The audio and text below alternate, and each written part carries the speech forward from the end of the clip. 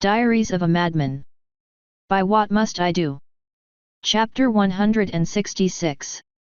Our first guest was ushered in as I slowly ambled down the stairs. It was Twilight Sparkle, and her eyes were all over me as I walked down. When I finally got to the bottom floor, they met my own. "Wow," is all she could say. I lifted my arms up and gave her a little spin, letting my dress poof out. "What do you think?" I asked. "I think you look great," she said with a warm grin. Fleur snatched one of my arms with magic and placed it on her neck. "We put quite a lot of work into my pretty date," she said. "It looks like you put a lot of work into the house, too," Twilight replied, looking around. "Where did you get the tree?" "Celestia's garden," Gloomy shouted from the second floor. Twilight sighed and lifted a hoof to one of her temples. "I didn't order her to do that," I said. Gloomy giggled and fell silent again.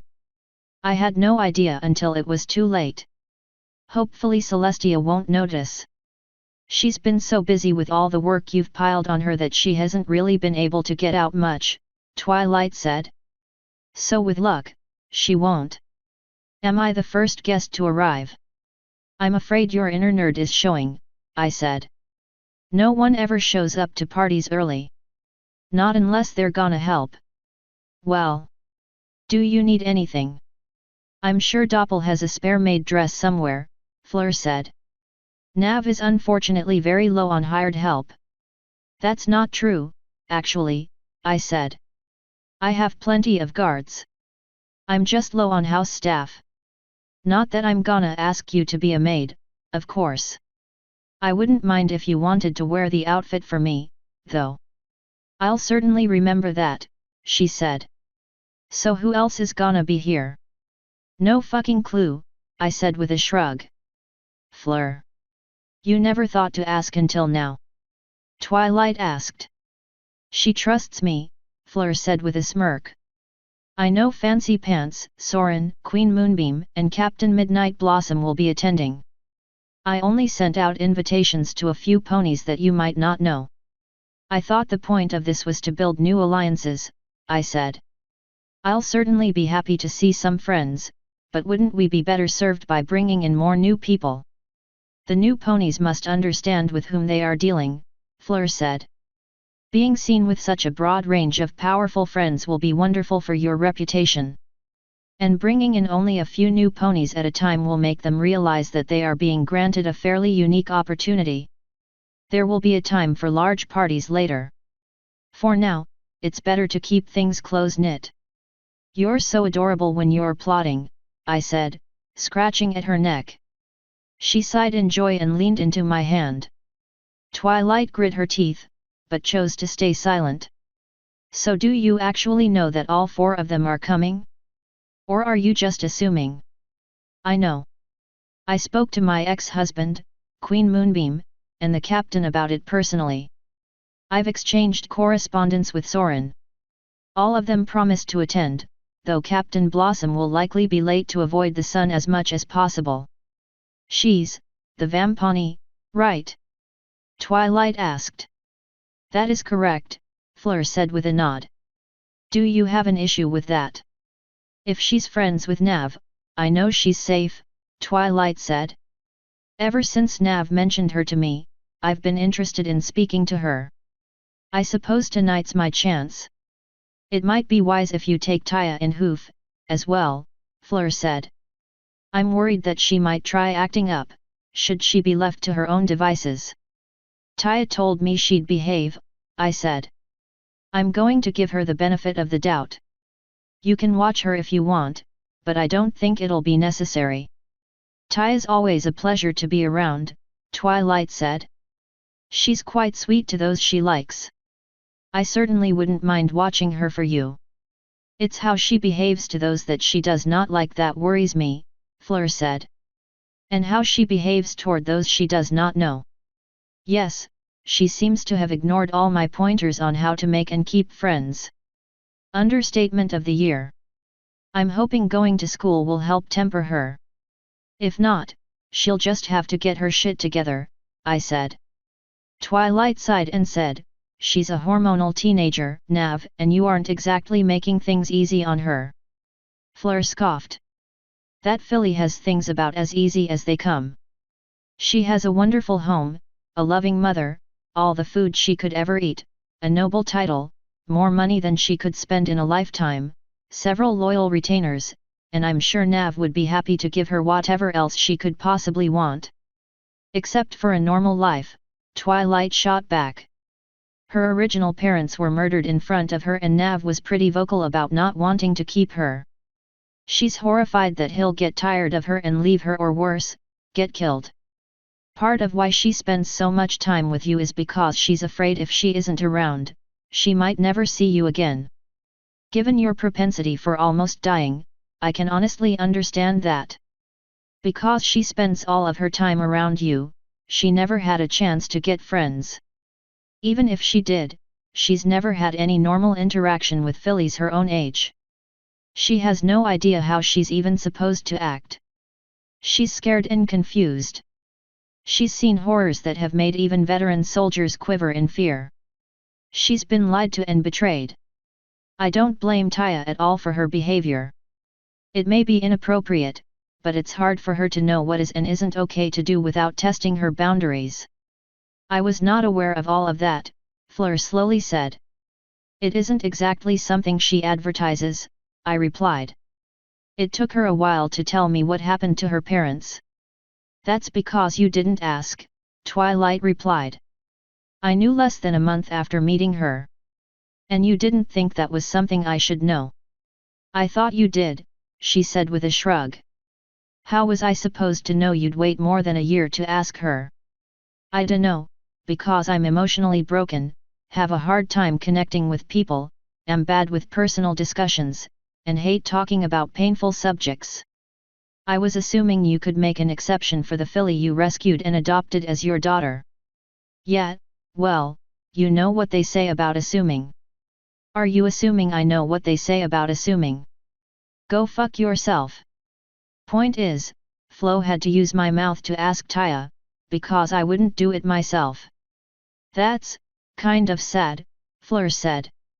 "Go fuck yourself, too. I told everyone I could that I'd be a shitty parent." "Saying you would be terrible at something doesn't give you a pass for not attempting to better yourself," Fleur replied. "For her sake, if not for yours. Can we go back to talking about the party instead of talking about how I'm a shitty person?" I asked. "I get enough of that from myself." "Neither of us said you were a bad person," Twilight said. "We just implied that you were a bad parent. Also, Doppel is glaring at you." "Doppel happened to be behind me. I chose not to look back." "That's very unfortunate," I said with a shrug.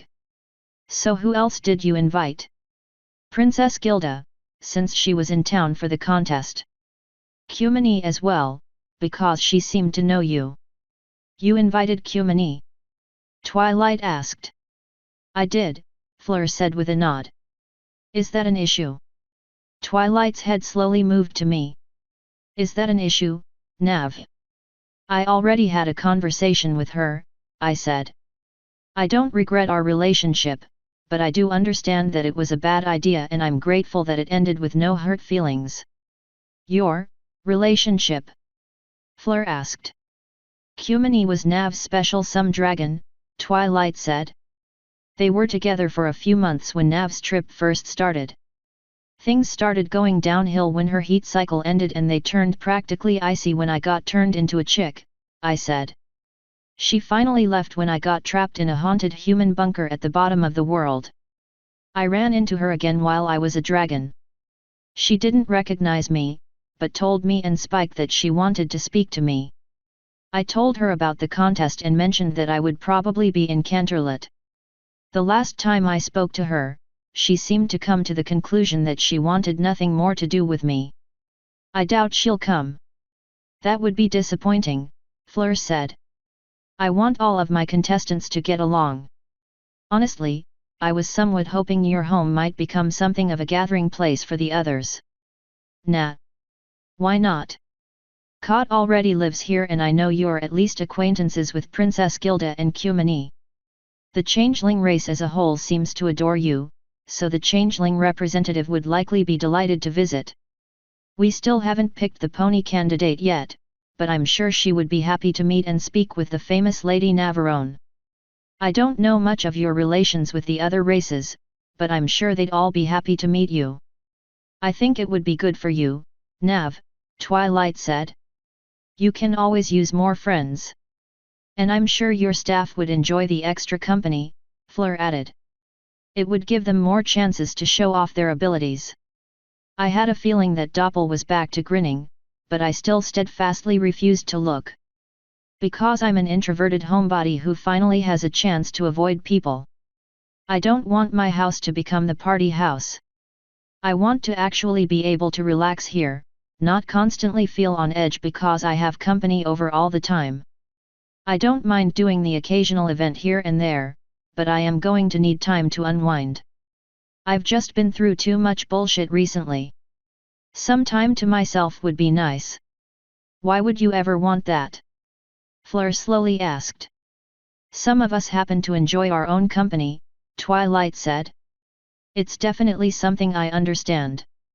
Friends are nice, but sometimes solitude is preferable. Especially after so long in such cramped quarters. Unfortunately, it seems that everyone has been conspiring against me, I sighed.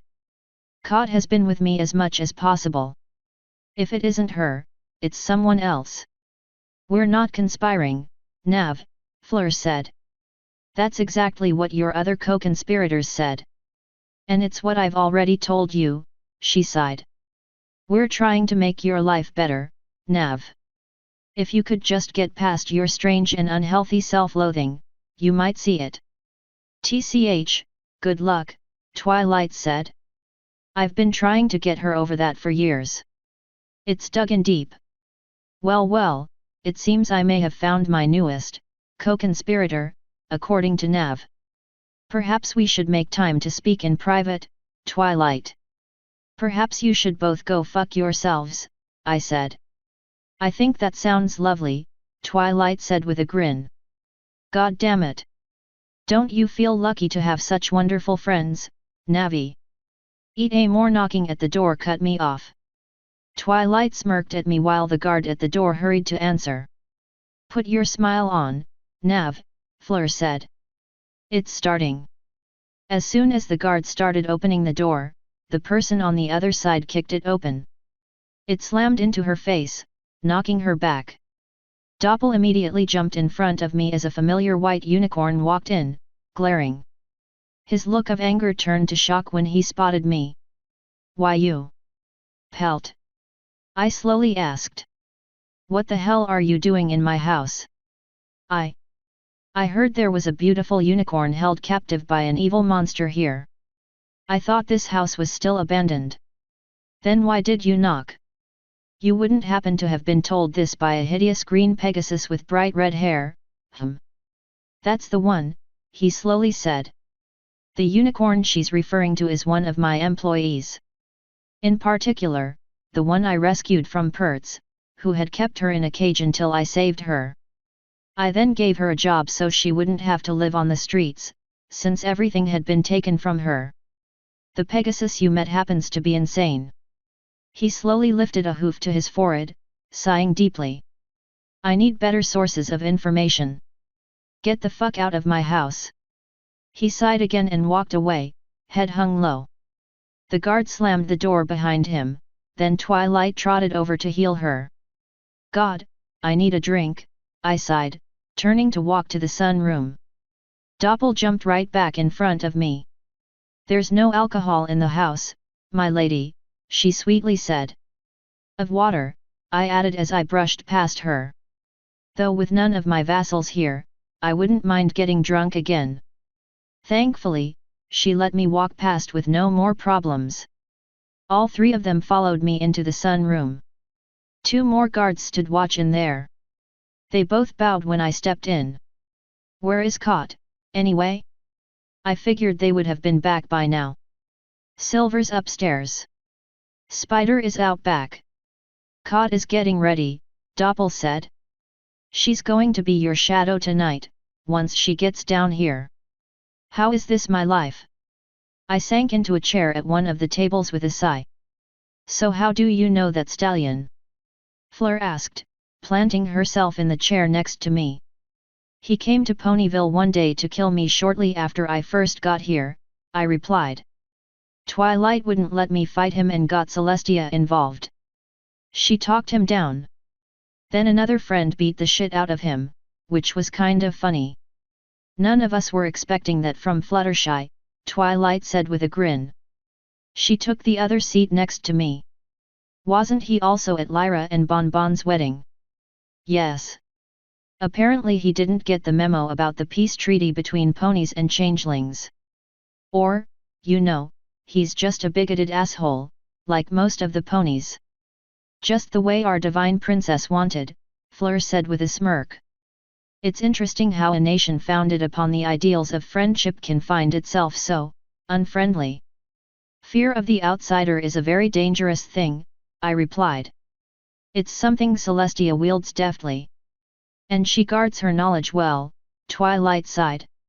It's a shame, honestly. Things are going to change soon, Fleur said. I just have a feeling. Old walls are going to come down very soon. That's a feeling I share, Twilight sighed. There is a time and a place for this conversation, I said. This is not that time. But it might be the place. As you wish, Fleur said, dipping her head. Thankfully, Doppel was kind enough to bring me some water. I honestly wasn't that thirsty, but I drank it anyway. As I set the glass back on the table, I looked out into the courtyard. My eyes spotted two flecks moving in from out west. Looks like Soren's bringing company, I said. He didn't mention a date, Fleur said. But the invite wasn't particular. Are you sure that's him? There aren't too many Pegasi who fly directly at my house with the speed of a storm, I said. I'm pretty sure that's him. Or Rainbow Dash found out you didn't invite her to a party, especially one with Wonderbolts, Twilight said. If it's Dash, you're in charge of her. She snorted. No one's in charge of Rainbow Dash but herself. I rolled my eyes. Fine. If it's Dash, Doppel is in charge of her. I'll rustle her up a maid dress pronto. Doppel said with a grin. Note to self, get a maid outfit for Dash. Before they get here, do you want me to turn you back into a human? Twilight asked. If anything happens and you lose your concentration during the party, you might have a lot of questions to answer. That would likely be wise, Fleur replied. I have a feeling Blossom would be able to tell that you were a changeling as well, which would be awkward. If you don't mind, I said with a shrug. I don't guess it would hurt. Twilight's eyes narrowed and she sent a pulse of magic toward me. After a few seconds, I noticed that her horn was glowing. That should do it, she said. I lifted one of my hands and tried to turn it into a hoof. Nothing happened.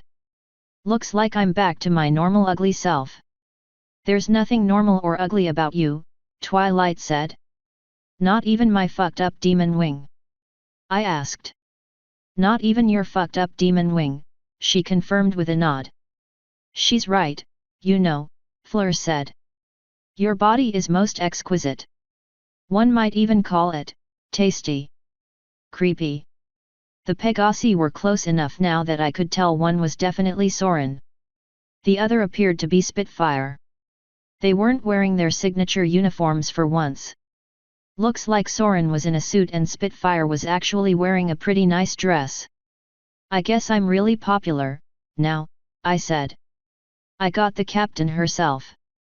She is not a bad friend to have, Fleur said. These parties are about networking, Nav. Use your charm to get something you want from them. I have, actually, I said. Soren's stamina was legitimately impressive. He had me begging, in a good way. Spitz refuses to try, though. She apparently isn't into chicks. That is, not what I meant, Fleur said. At all. Way too much information, Twilight sighed.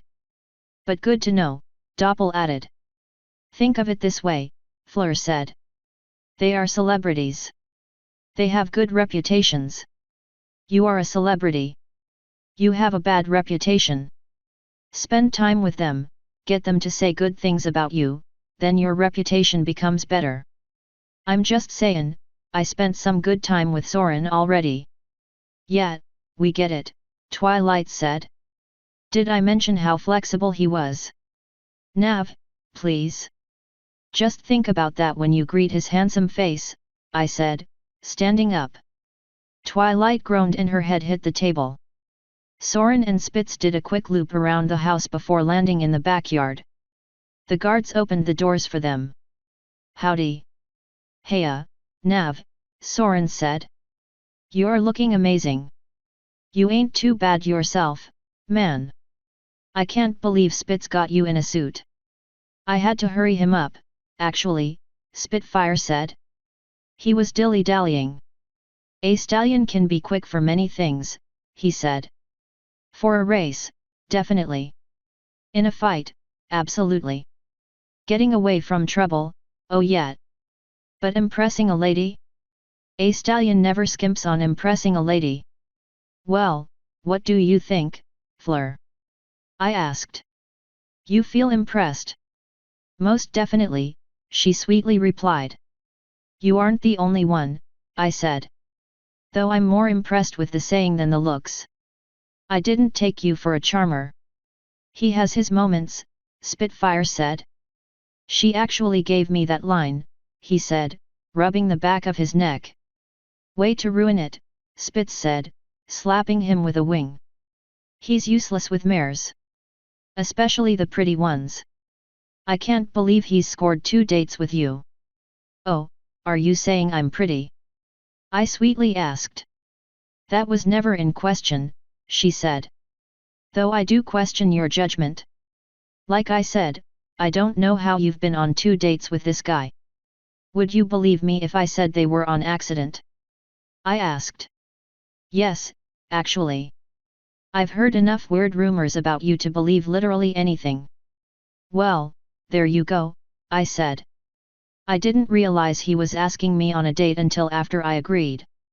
Isn't that what a stallion is supposed to do with a pretty mare? Spitfire asked. Yeah, which is why I was surprised he was wasting time with me. You just aren't used to any pony thinking of you as pretty, Soren said with a grin. So you were shocked that I did? Yes, actually, I said. For some reason, it felt like I was blushing. It's still taking some getting used to. Looks like you're doing pretty good to me, Spitfire said. And I love the house, too. Stormview is famous in Cloudsdale. It never stays on the market long. I can't believe you snapped it up. Going through hell has a few perks, I said with a shrug. A lot of money is one of them. Maybe I should join your crew, Soren said. No chance, Spitz said. You're mine to order around. She can play with you every now and then, though. Maybe you should pay him better, I said. Doppel, what was your last bonus? Oh, I don't pay that any mind, my lady, she said. Serving you is enough for me. It was around 4,000 bits, Twilight said. Everyone on the crew got it. Soren's mouth dropped. So you lookin' to hire? Spitz asked. Our next destination is Tartarus. On second thought, I think I'm good.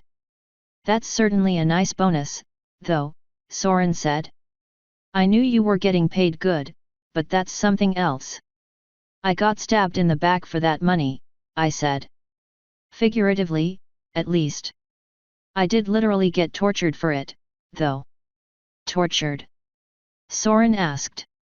Nav, we talked about this, Fleur said. Right. I had a very strong disagreement with the Dragon King. And he tortured you? Spitfire asked. The details don't matter, I said, waving a hand. They kinda do, actually, Soren said. Are you alright? PSH, hell no. I'm completely mentally fucked up. That shit was straight up traw. Nav. I mean, I'm fine. His mother ended up legally adopting me, so I became the Dragon King's sister and he stopped, I said. I'm trying to get used to civilized society again. I always forget what I can and can't say. You can say anything around me, Soren said. You don't need to worry about a thing. There is a time and a place for everything, Fleur said. This is neither the time nor place to discuss such dark matters. This is a joyous occasion, a celebration of our dear friend Nav's return to Canterlot. There's no need to bring the mood down. Fine, fine, I said. I'm just so emotionally dead inside that those kinds of things don't bother me. Fleur glared at me. I mean, nice weather we're having, hey. You really are something else, Spitfire slowly said. Yeah, I'm a human, I replied. Well, sort of. Before she could shoot back with some kind of smart-ass reply, a new guest entered the room. Good evening, every pony, Fancy Pants said as he walked over. Welcome to Stormview, I said as he continued up to me.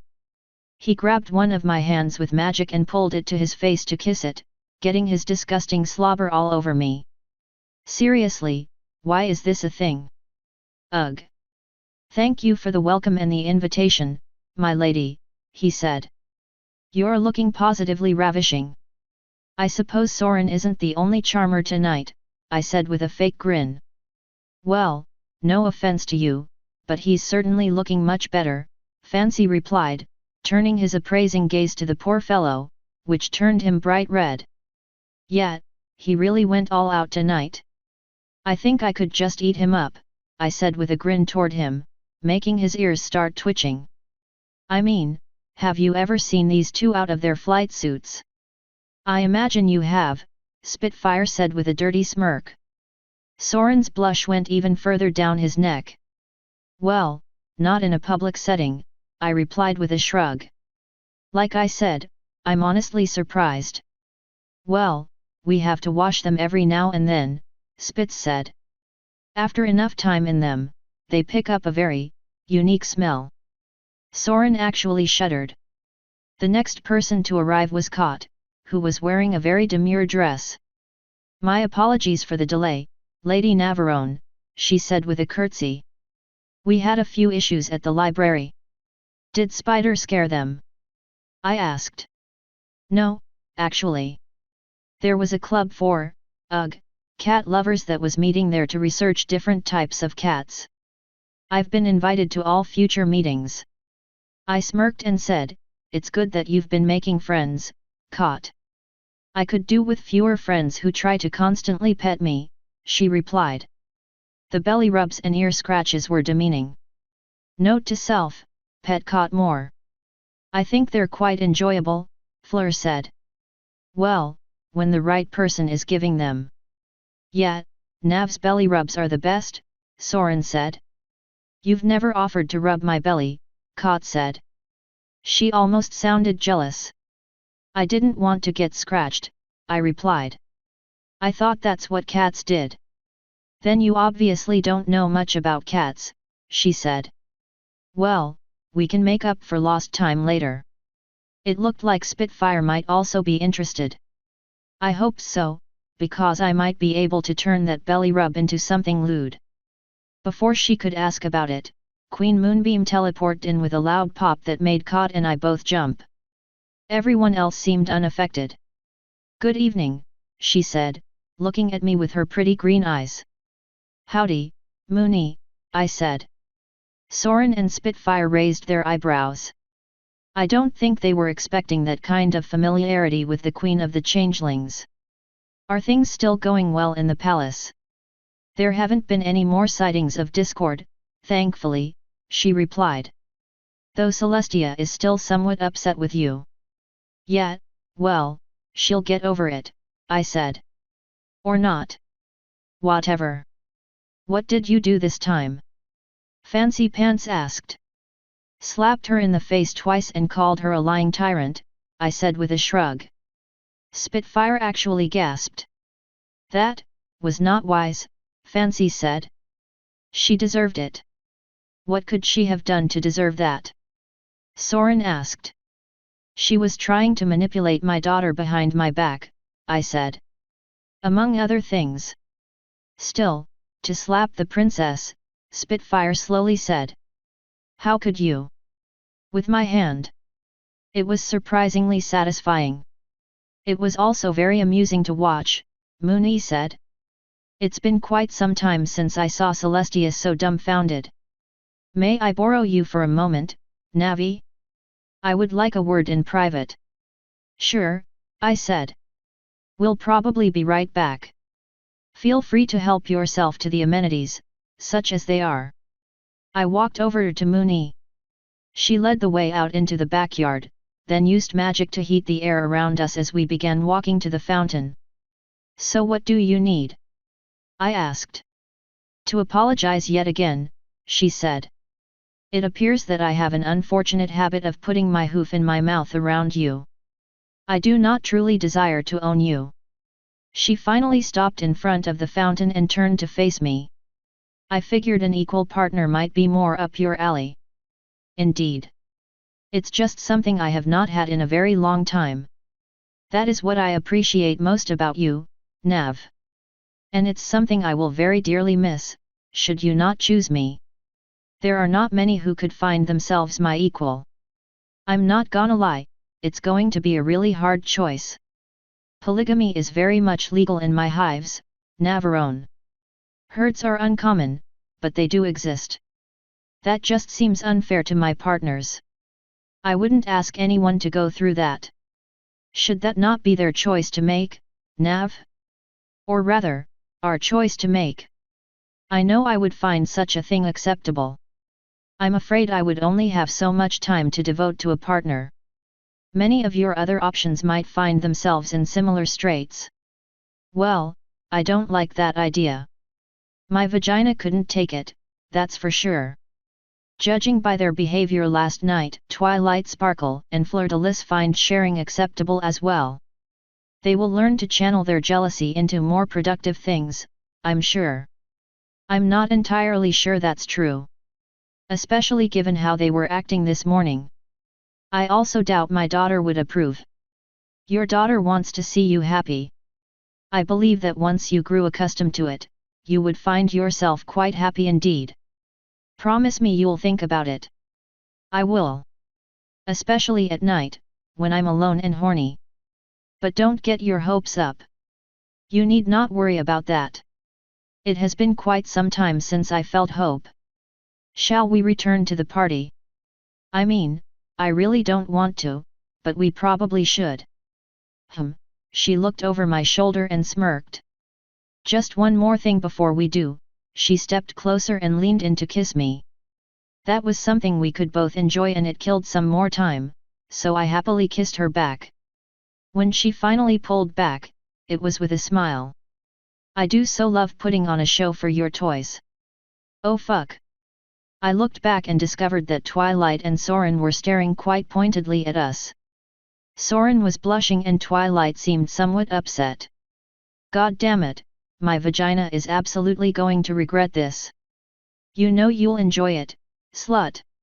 She used magic to slap my ass, making me squeak in surprise. Now let us return. I want to rub it in Twilight Sparkle's face. Trust me, rubbing it in her face is really fun. TCH, harlot. She finally walked around me and the two of us returned to the sunroom. Thankfully, it appeared that no more guests had arrived. The ones that were already there had broken off into smaller groups. Spitfire was talking to Cod and Doppel, Fleur was with Fancy, and Twilight was with Soren. Sure enough, Mooney walked over to Twilight with a smirk on her face. I didn't really want to get in the middle of that, so I joined Fleur and Fancy. So how's the bachelor life treating you? I asked. Quite well, Fancy replied. My only regret is that I waited so long to return to it. My poor old body can scarcely take all I'm asking of it. Apple juice, pineapples, and zinc supplements, I said. They're a horny guy's best friends. It might be different for ponies, though. I'm afraid I'm not familiar with their benefits, he said. What do they do for a stallion? Apple juice makes you produce more cum, pineapples make it taste sweet, and zinc makes it whiter and thicker. Ah!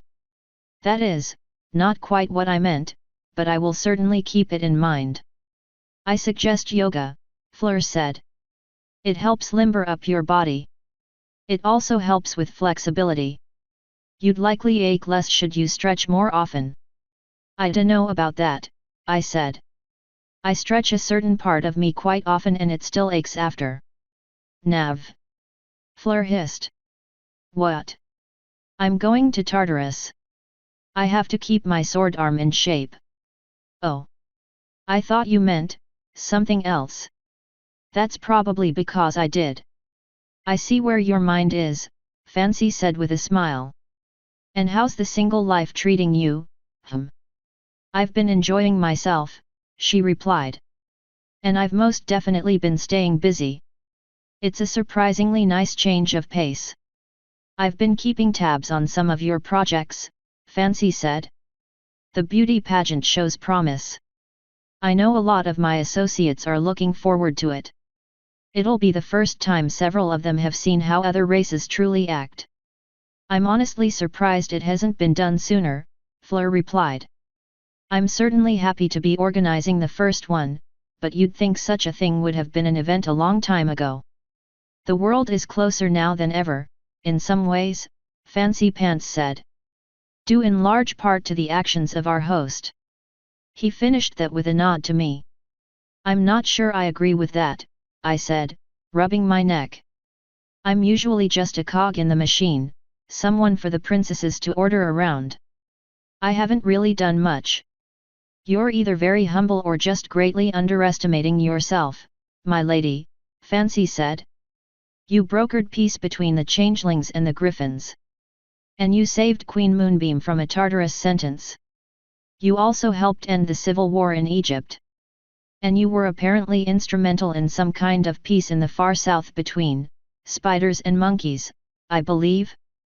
Then there was the matter of those criminal groups you helped wipe out. You've done a lot to increase the peace and prosperity in this world, Nav. You're quite the hero and I know many ponies look up to you. It always seems like more of them fear me, I sighed. That may be so, but the right ones adore you, Fleur said. And that is all that matters. Hear, hear, Fancy Pants said with a nod. The ponies who matter like you a lot, Nav. The rest will come around in time. I believe the pageant will help with that, Fleur said with a smile my way. Nav has an announcement to make. I'm going to be participating, I sighed. Fancy's eyebrows lifted. Is that so? I thought you weren't interested. I wasn't interested in becoming a noble, either. Life has a way of making me do things I don't want to. Oh, don't lie, Fleur said. You know you're looking forward to it. Only so it'll be over sooner. Well, I know all of your friends and employees are looking forward to seeing you compete. Doppel and Rarity just adore the idea. Hopefully their excitement will be infectious. I certainly believe you'll come to enjoy it, should you just give it a chance. Probably. I just don't want to enjoy it. Well, that's just hard-headed, Fancy said. Why would you choose to participate in something you don't even want to enjoy? Fleur guilted me into it. Nonsense. I presented a reasoned argument and you chose to accept the logic. No, I chose to reject the logic. Then you, Blossom, and Cot told me you'd all be hurt if I didn't accept your advice on the matter, which left me no choice. Blossom's too adorable to ever see upset. You also threatened me with Cot's sad kitty cat eyes. Oh, right. That did happen, didn't it? I suppose you really did have no choice, then, Fancy said. Still, I'm sure you'll enjoy the experience, even if you dread the thought of it now. Oh, I'm sure, I said. I just really don't want to. And when you say Blossom, are you referring to Captain Midnight Blossom? He asked. Yep. She's a real cutie pie.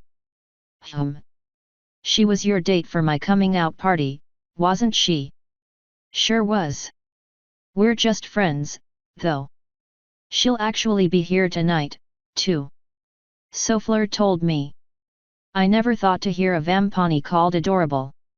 Have you ever even seen her? I asked. Oh, of course.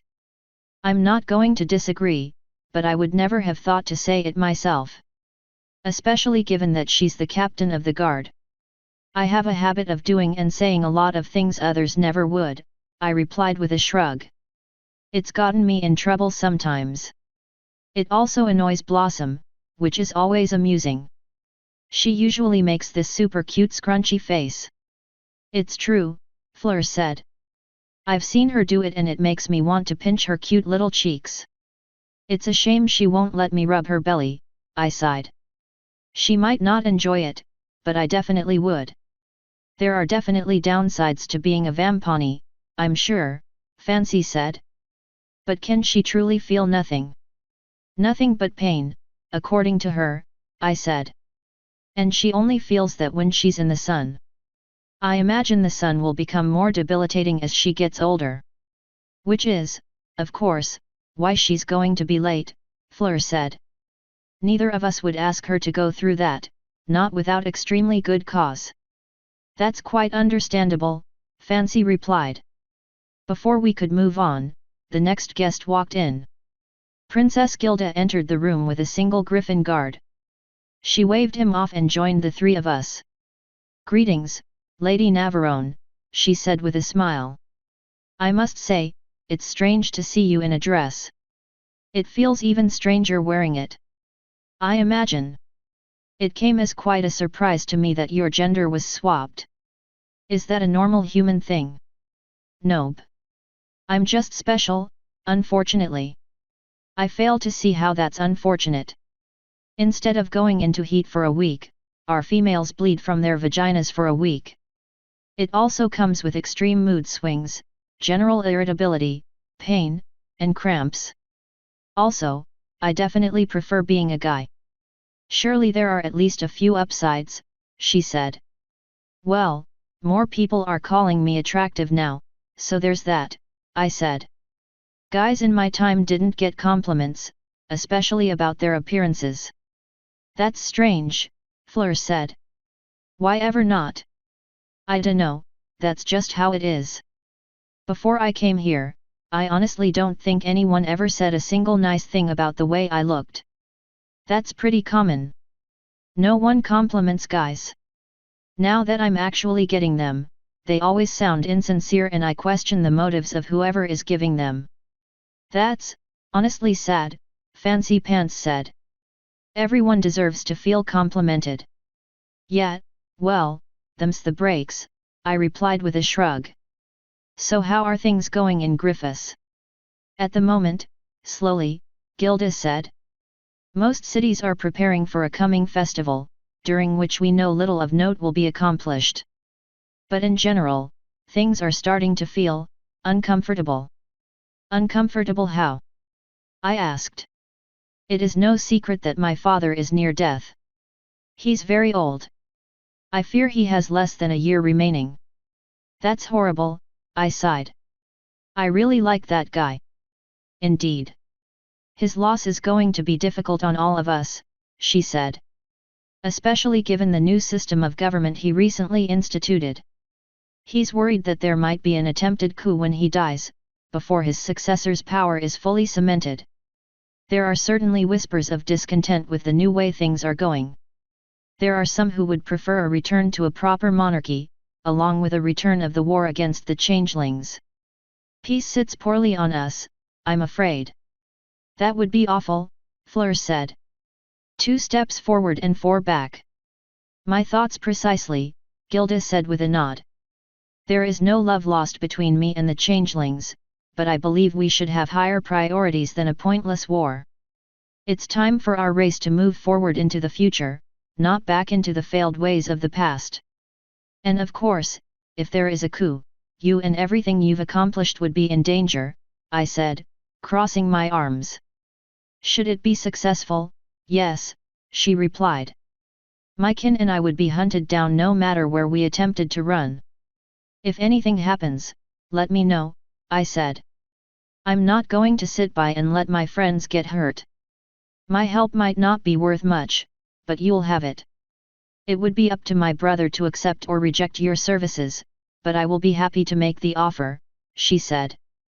Though I would prefer you tell him yourself.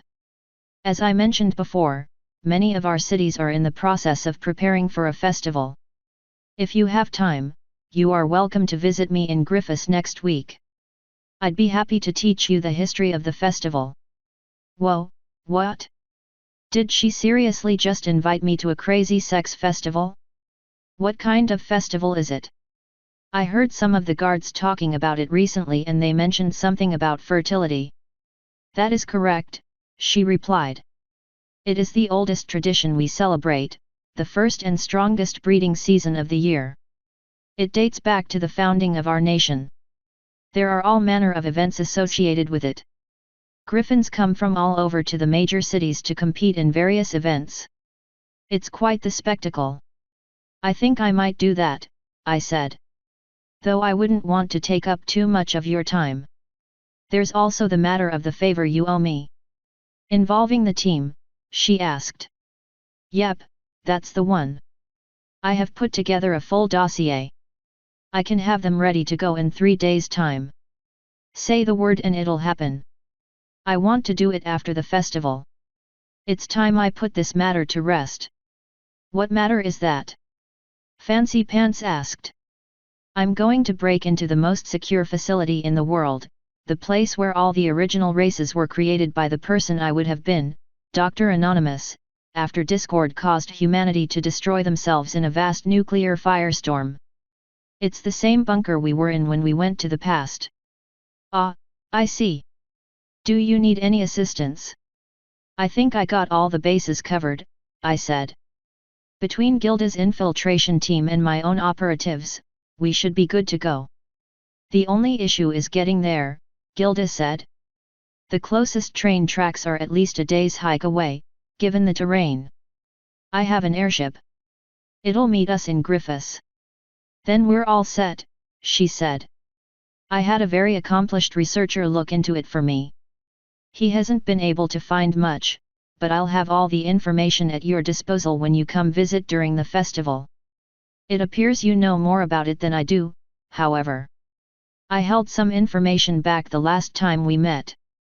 I've learned the error of my ways. That is a human installation created before my kind were wiped out. So there might be more information there, she asked. More artifacts like the laptop. I highly doubt it, I said. But it's being guarded for a reason. I'm hoping we can find out why. I'm also hoping there will be some information left, but the place is so old that I'm not holding my breath. That seems like quite a risk for such a small chance of rewards, Fleur said. Are you certain it's worth it? No, I'm not. But I'm certain I'm doing it anyway. That seems unwise, but I suppose it's your choice to make. Yeah, that's right, it is my choice to make. Nav is astoundingly tough, Fancy Pants said. She's been through numerous deadly trials. I'm sure if any pony can come out of this safely, it would be her. I suppose, given what she did to Shining Armor, that is understandable, Fleur said. But I'll still worry. What did you do to Prince Shining Armor? Gilda asked. I beat him in the Frankfurt contest. That is not what she is referring to, Fancy said. I believe she means the war games, when you ripped out his throat with your teeth in front of his troops. Oh yeah. I also did that. You are quite the warrior, it seems, Gilda said. I suppose I got the wrong idea, seeing you lounging about in bed for a month. After I got stabbed through the chest with a wound that magic couldn't heal. I asked. That seems like an unfair judgment. Perhaps. Many Griffin warriors brag about their deeds. You never did. I don't see any reason to brag about fighting or killing, I said. Those things should be avoided, not extolled. I figured if any of the griffins understood that, it would be you. Your words have merit, as they often do. My blood sings for battle, but my mind knows peace and words are better. Such is the curse of royalty, I'm afraid. We want what's best for our subjects, even if we find such a thing personally distasteful. I gotta say, I don't envy you, I replied. Oh? I thought the last time we spoke, you were the princess's lover. Is that no longer the case, or do you just not seek marriage with her? That is no longer the case, I said. Though I never sought marriage anyway. That is certainly surprising, Gilda said. I knew you weren't particularly interested in me, but I assumed you would attempt to find a partner. Partner doesn't necessarily mean marriage. Vows are a little too permanent for my liking. I'd certainly be happy to keep them should I ever make them, but it would take some convincing to get me to agree in the first place. I'd much rather be with someone out of love rather than forced to be with them through a vow. After all, it's not impossible to fall out of love in time. That's a very pessimistic way of looking at it, Fleur said. Though I do understand your wariness of marriage. I would not be so quick to jump back into it myself. Gilda's eyebrows lifted. You're no longer married. We are not, Fancy said. Lady Navarone convinced me to reveal that I am homosexual and our marriage was absolved. Ever the catalyst of change, aren't you? Gilda asked, looking at me. Quite impressive, Navarone. I imagine there are many rulers who would be delighted to have you in their retinue. So I've heard, I sighed. Being an advisor is way too much work. It's likely the best rank one can own, without a drop of royal blood, Gilda said. Even if you lack interest in power, such a thing must be tempting. You'd be surprised, I said. Given the choice, I'd retire back to my estate in Ponyville and never give another order again. I never asked for this life and I never wanted it. I'm surprised to see you throwing parties, given that you're living a life you don't enjoy. I may not enjoy this life, but that doesn't mean I don't recognize its reality. This is the life I have. Trying to deny it or fight it only led to problems. Giving in and going with the flow seems like the best course of action. That, and it's always nice to see friends. I can't believe you're willing to call Chrysalis a friend. One of the upsides of coming from the past is having no prejudices, either positive or negative. I see things for what they are and judge people for how they act in the present, not how they've acted in the past. As it so happens, Chrysalis, or Moonbeam as she calls herself now, is a big, cuddly cutie pie once you get to know her. I found myself hugged from behind by buggy legs when I finished with that and Moonbeam stuck her head over my shoulder. My ears are burning. We're talking about how cute and cuddly you are, I replied. Well, there are certainly those who disagree, she said. After all, it wasn't so long ago that my entire species were pariahs across the entire world. We were moments away from extinction when Navi here stepped in to save me. Is that how you remember it? I asked. That's how it was, Navarone, she replied. Celestia was fully prepared to send me to Tartarus, which would have been the death knell for the changeling race. You talked her down, then helped us both realize the merits of peace.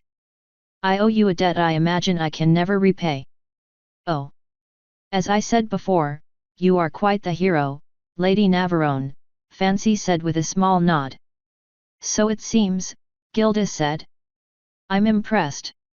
Not many would go out of their way to help one such as her. Navarone is certainly one of a kind, Fleur said. God damn it, all of this is starting to make me blush. Thankfully, Gilda excused herself, probably to get away from Moony. Fancy and Fleur also dipped to go get some refreshments. Moony finally slid off my back and we were joined by Twilight. So, are you having any fun? Twily asked. I guess, I said. I'd honestly prefer to be in bed right now, but this is an acceptable alternative.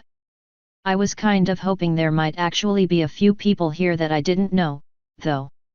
Well, I'm glad you invited me, Twily said.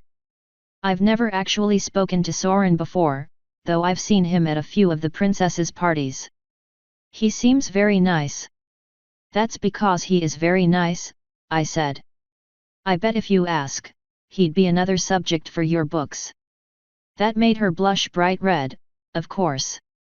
And what books are those, Moonbeam asked. As much as I wanted to answer that question, I knew Twilight would never forgive me. Instead, I looked at her with a smirk. Her ears were twitching like crazy and her face was still bright red, but she met my smirk with one of her own. They're under a pseudonym, she said. Miss Shady Grey. Perhaps you've heard of them. I have, actually. Well, that's quite surprising. I take it you are Miss Snow White, then. You take it about as well as she does, Twilight said. Navi is my test subject. If you should ever need a guest star, let me know, Moony said. I would have no need for a pseudonym and I'm sure I could teach you quite a lot. I think I might like that, Twilight said with an even bigger grin. Oh boy, what have I gotten my vagina into this time? After all, Nav is always telling me that I need to learn more about other races, especially changelings. Isn't it so much fun to use her own words against her? Moony asked. You're both bullies, I said, crossing my arms. You know you love it, Twilight said, using magic to pat my cheek. Thankfully, it was one of the ones on my face. Yeah, but you think it's cute when I pretend that I don't. True. But I think it's sexy when you show that you do. I don't know, seeing her in denial has its charm, Moony said. I was saved by the arrival of Soren, though the smile on his face told me he wouldn't be much of a savior. Looks like I picked a good time to walk over, he said. They're being perverted, I replied. But since you're the perfect gentleman, you would never stoop to their level. I dunno, Nav. Last time you saw me, you asked me to do some awfully ungentlecourtly things to you. That made me blush even more and got Twilight and Moonbeam giggling. Fine, let me rephrase that, you would never stoop to their level at a party full of other people. He looked around the room for a moment before looking back at me. Be honest, Nav, how many ponies here haven't you had sex with? God damn it. I took a quick head count and sighed. Not counting the guards, 3. Multiple times, Moony added. And sometimes at the same time, Twilight threw in there. Look, no one's denying that I'm a massive slut, I said. But come on, my cummy laundry doesn't need to be spread everywhere. You're the one who brought it up. Twilight said. Yeah, well, you let me do it. It takes more than one to have a conversation, Twilight. She rolled her eyes. Always an answer for everything, Navi. I reached down to tousle her hair. Yep. Oh good, so he doesn't just do that to me, Soren said. No, he does it with everyone, Twilight sighed, shaking her head to place her hair back in order. Well, except for the princesses. After Celestia molested me with her hair, I did my best to avoid it, I replied. It's not worth it. See, there you go again. Twilight said. We wouldn't have to tease you if you stopped giving us material. Yeah, but I love being degraded and humiliated, I said. It's fun. Pretending I don't like it just makes you do it more. So she finally speaks the truth, Soren said with a grin. I'll absolutely remember that, too. Hey, my bed is always open to you and up to 2 of your friends, I said. So feel free to let me know if you ever need a place to chill in Canterlot. Though you won't be doing much chillin'. I might be asking Spitz if we have any recruitment drives planned for Canterlot. That's quite the generous offer, Nav, Moony said. Well, I'm occasionally a generous guy, I said. Not anymore you aren't, Twilight said. Right, I suppose not. Well, I'm generous either way. You know, sometimes. More like always, Twilight said. You definitely got Applejack's tongue wagging about it. I'm sure the others are talking about it a lot, too. Yeah, well, they need that money a lot more than I do, I said. Applejack's farm might start falling into ruin without her there to maintain it. This'll give them more of a safety net. I know Pinky's probably still set after the last time I gave her several thousand bits, but if not, she'll be fine now. Rarity's probably already blown it all on makeup, but maybe she put some aside for her future. Fluttershy's probably just staring at the letter, wondering what she's supposed to do with all that money. Open an actual animal sanctuary, probably, Twilight replied with a shrug. She's discussed it before.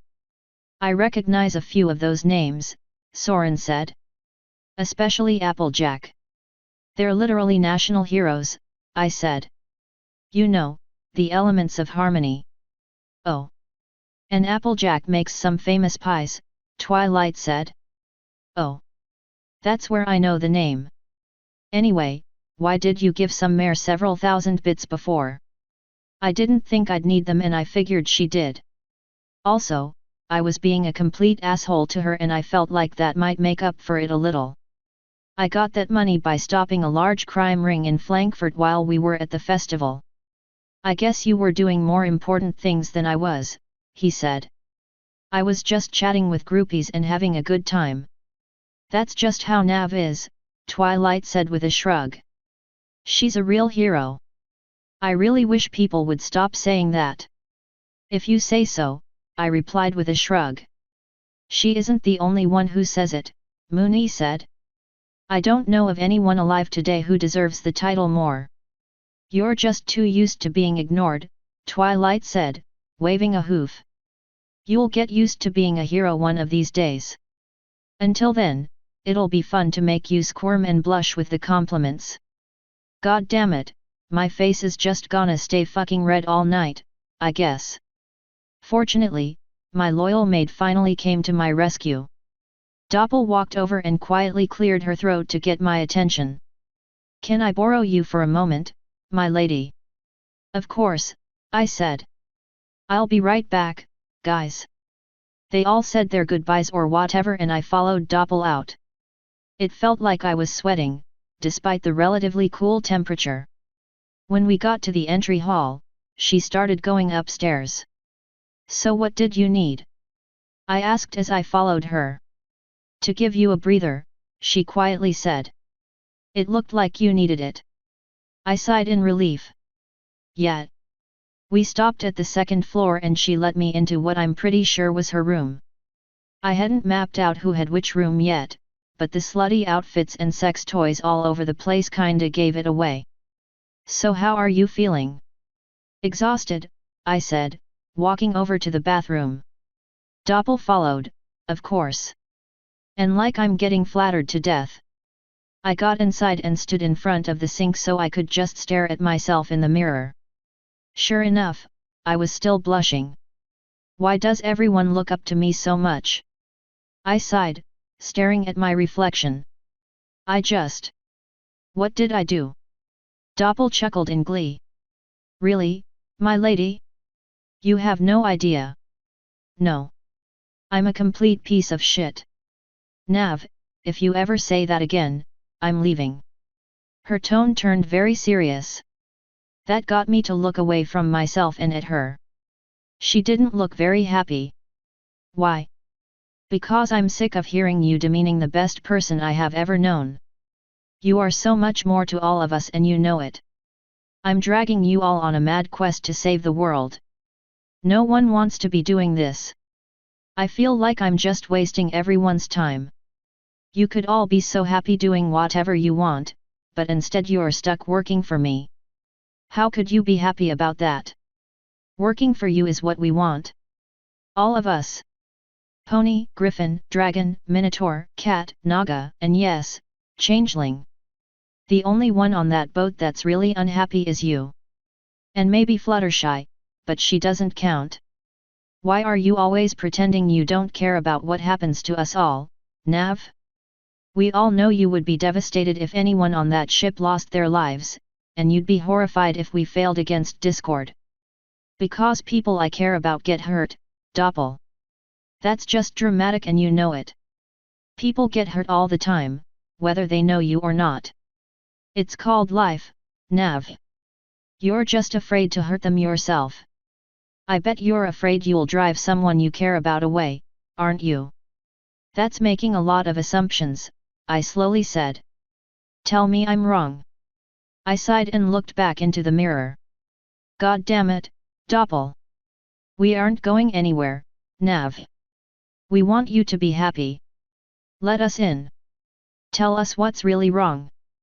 If we can understand what's making you feel wrong, we'll be able to help you get better. What do you respect most about me, Doppel? I slowly asked. What do you think it is? She coyly asked. Either my kindness or my forgiveness. Close, but no. I respect your leadership. It's like nothing this world has seen in a long time and it's working better than anything else in the world. What do you mean? I asked. What's different about me? Cod and I talked about this one day.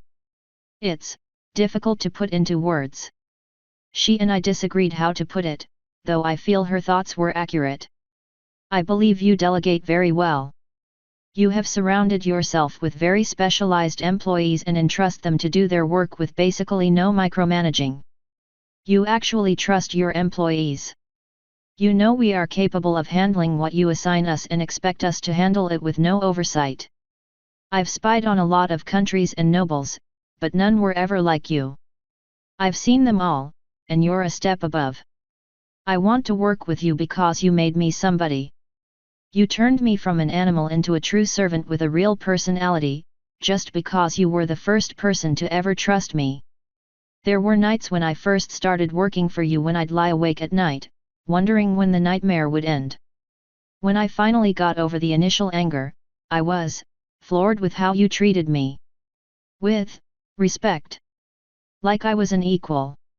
So I decided to earn that respect.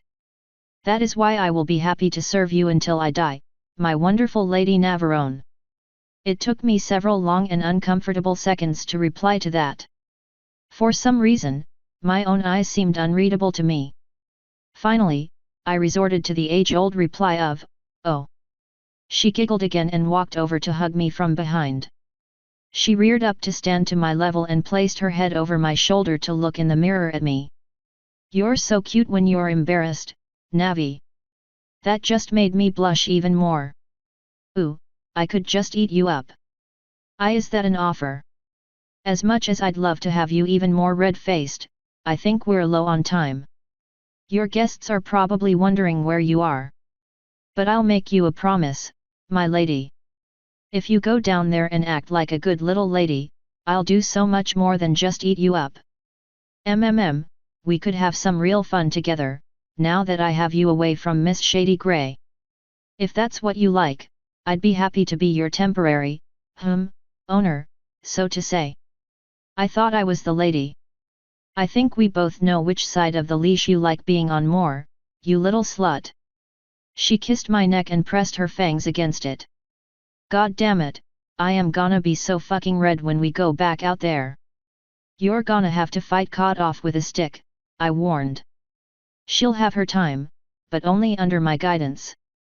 You may still see other mares while out and about, but in this household, you are mine. Is that understood? I get a safe word that I can use, no questions asked. Agreed, she immediately said. She used one hoof to turn my head so she could kiss me and the other moved down to my crotch and became a hand that she pressed against my slit. I suddenly regretted the lack of panties.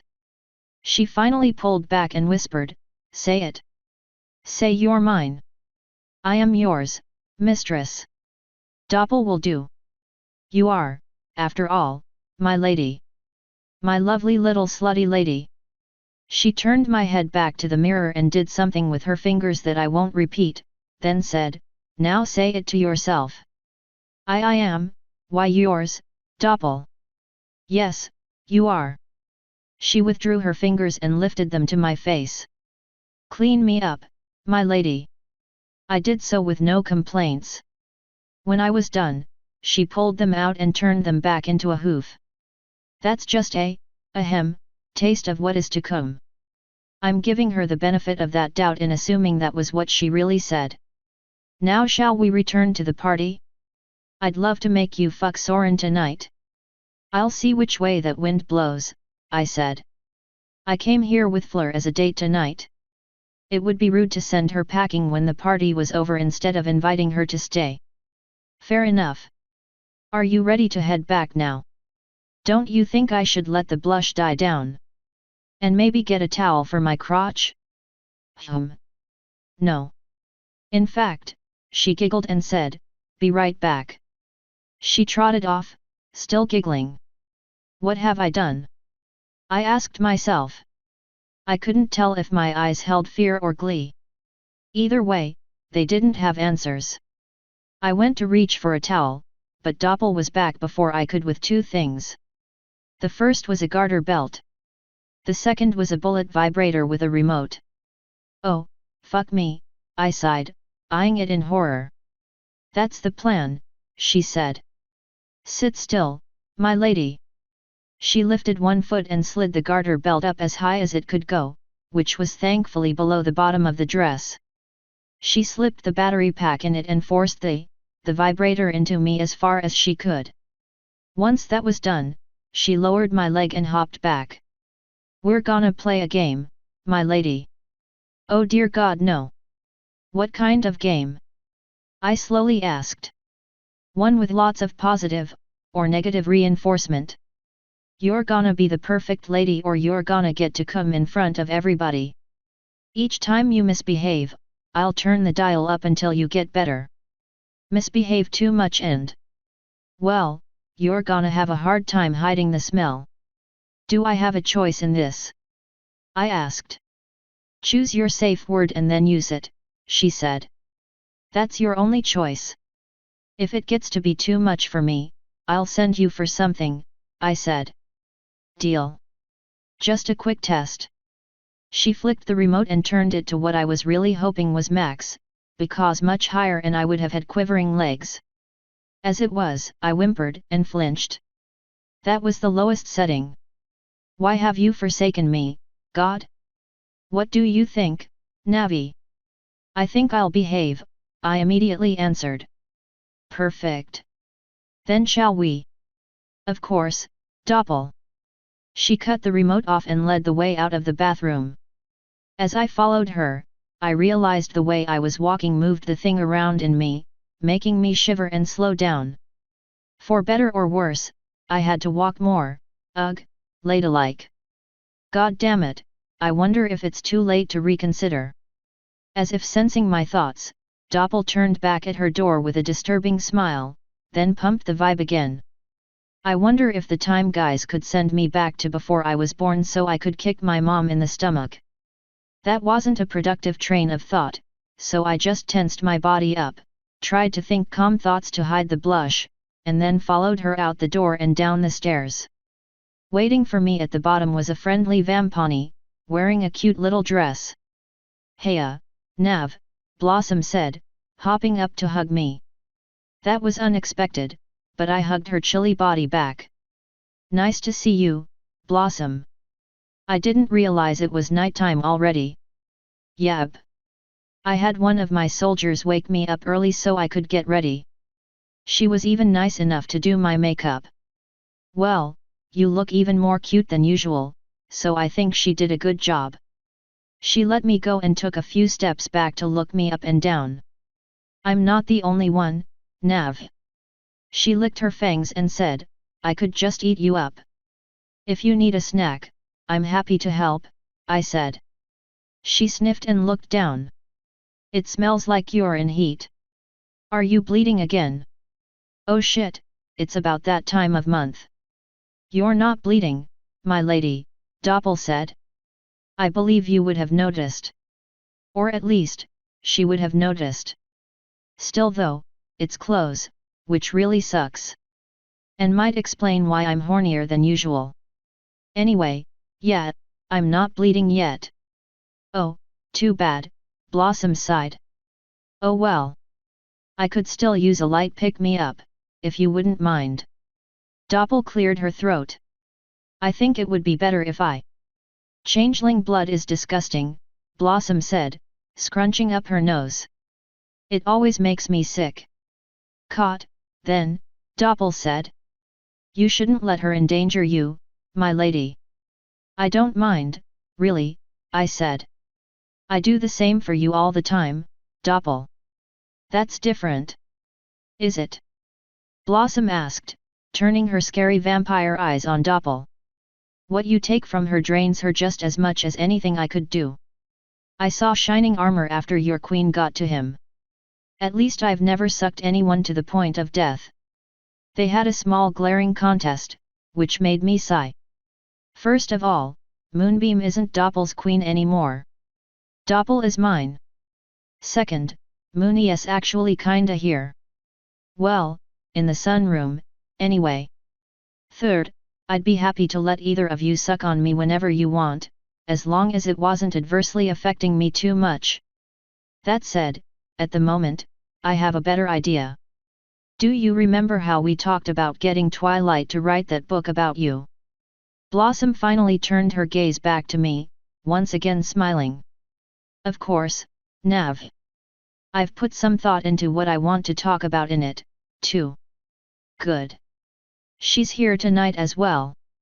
I'd like to introduce you more formally. I want you to ask her if she'd let you drink her blood. That's not something I'd feel comfortable doing in front of everyone. If you want people to be comfortable with you, you be comfortable with them. It might be embarrassing or whatever, but think about how I feel in a dress. I damn sure don't wanna be a woman, but I'm doing my best anyway.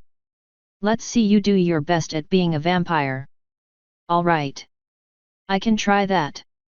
Cool beans. Let's go talk to Twily. Oh, it's Twily, now. Blossom asked with a grin. You can call her Twily if you want, I said with a shrug. I do it all the time and she loves it. Blossom looked over at Doppel, who simply nodded. Blossom giggled and said, Twily it is, then. She joined me as I began walking to the sunroom. Doppel followed behind us with a grin. It seemed that a few other guests had arrived in our absence. I kinda sorta recognized them from various meetings around Canterlot, but I didn't know any of them by name. As soon as we entered, Fleur started making a beeline for me. I really wanted to get Blossom talking to Twilight quickly, but I wasn't about to ignore Fleur. I stopped and waited, letting her catch up.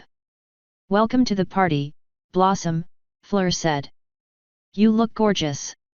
Why thank you, Miss Fleur, she sweetly replied, bending her front knees for a moment. I see you actually managed to make Nav look like a proper lady. She's even walking properly this time. That's more the toy than Fleur, but whatever. It's ever so troublesome to get her to behave, Fleur sighed, shaking her head. Not anymore, Doppel sang as she held up the remote. Fleur's eyes went wide when she saw it. Is that what I think it is? Yep. She agreed. Ah, I knew you couldn't resist, Fleur said with a huge grin. Now that Doppel is in charge of your training at home, you're sure to become a proper lady in no time. This was your idea. You can thank me later, she replied, grabbing the remote with magic and flying it over. I assume that I may borrow her for the night, she asked Doppel. Of course, Lady Fleur, Doppel said with a curtsy. You fuckers played me. Fleur toggled the remote, making me whimper. You will watch your language, Navi. I saw how you responded to Queen Moonbeam and Twilight Sparkle. I see what you really like now. So I'll give it to you better than either of them ever could. In the end, you'll be begging me for more. Is that understood? We're gonna talk about this later, I said, narrowing my eyes. As you wish. But unless you say the safe word, which is release, I am holding this remote, she said, thankfully turning it off. Now let's go introduce you to your new visitors. And remember to be on your best behavior, Lady Navarone. I wonder how long it would take them to realize I'm jumping off the side of the cliff. Think you can handle meeting Twilight on your own? I asked Blossom. I'll introduce her, Doppel said with a sweet smile. I'm not afraid of a little social contact anymore, Blossom said. I'll be fine introducing myself. She walked over toward Twilight, who was currently talking to Fancy and Gilda. I really hope Twilight doesn't find out about all the shit I told Gilda. That could be awkward. When Blossom left, Doppel rolled her eyes and stalked off, muttering. Guess the two parasites don't get along very well. I didn't have too much time to think about either of those, because Fleur was pulling me by the arm toward the people I didn't really know. I mentally steeled myself and put on my queenly empty grin. About half an hour later, I was strongly considering ripping my dress off and using it to strangle someone. Fleur fucking dumped me on the three most airhead ponies she could have possibly dredged up. One was a celebrity, one was a noble, and one was some kind of famous artist. Between the three of them, they might have had enough of a brain to satisfy a goldfish. But they were apparently all very important, so I was smiling and nodding on the outside while inwardly plotting some brutal revenge on Fleur. Every time I started to make an excuse to leave, the vibrator pulsed, telling me that Fleur was still watching me like a hawk, even if she wasn't actually there standing next to me. Right as the urge to kill started to truly overpower me, a guard walked in from the entryway and up to me. You have a few visitors, my lady, he quietly said. Do they not have invitations? I asked. No, my lady. They're mages from the tower. They walked Taya home and would like to speak to you. I'll be right there. He bowed and began walking out. I turned back to the airheads and said, I'm afraid I must cut this short. I have a few important visitors from the mages' tower I need to speak to. They all said their own stupid version of goodbye and I thankfully walked out to the entryway, sighing in relief. Sure enough, 3 of the members of the 7 were in my entryway. Taya was standing next to the head of destruction, but ran over to hug me when I entered. I hugged her back, of course, though kneeling doing so probably flashed the mages. Good afternoon, Lady Navarone, the head of destruction said with a nod. Howdy, I said. And it's good to see you, Taya. How'd you do on your tests? I passed all but one, she sighed. And they won't let me skip the stupid beginner course for the one I failed. Which one did you fail? I asked. Alchemy. Apparently that's one of the things they teach. Alchemy isn't magic, I said. It's science, using magical ingredients. All the same, rules are rules, the head of destruction said. The introduction courses are all very simple. Given her abilities in a few of the other fields of magic, she should have no issue passing it. Several of us were quite impressed with her capabilities for destruction. Yet, she sure loves blowing stuff up, I said. You'll have to be careful with her. She'll hurt someone if you don't take precautions. We always do. Anyway, I'm sure you're wondering why 3 of us decided to walk her back. I'm not, actually, I replied. You're gonna try your luck against the maze. That is correct. Well, follow me, I said. I want to talk to Athena before you enter. As you wish, he said with a small bow. I finally released Taya and started walking up the stairs. She snorted and teleported up. The other mages joined her, because they're all geriatrics with no patience. By the time I got to the top floor, Taya had already sequestered herself in her room. I led the mages into my room. That's quite a view, one of the other mages said. Yeah, it's always something nice to wake up to, I said. You should see it when there's a storm coming. I walked over to the desk, where I kept the book. I'll be right back. Before they could reply, I opened the book and got sucked inside. The first change I noticed was the lighting.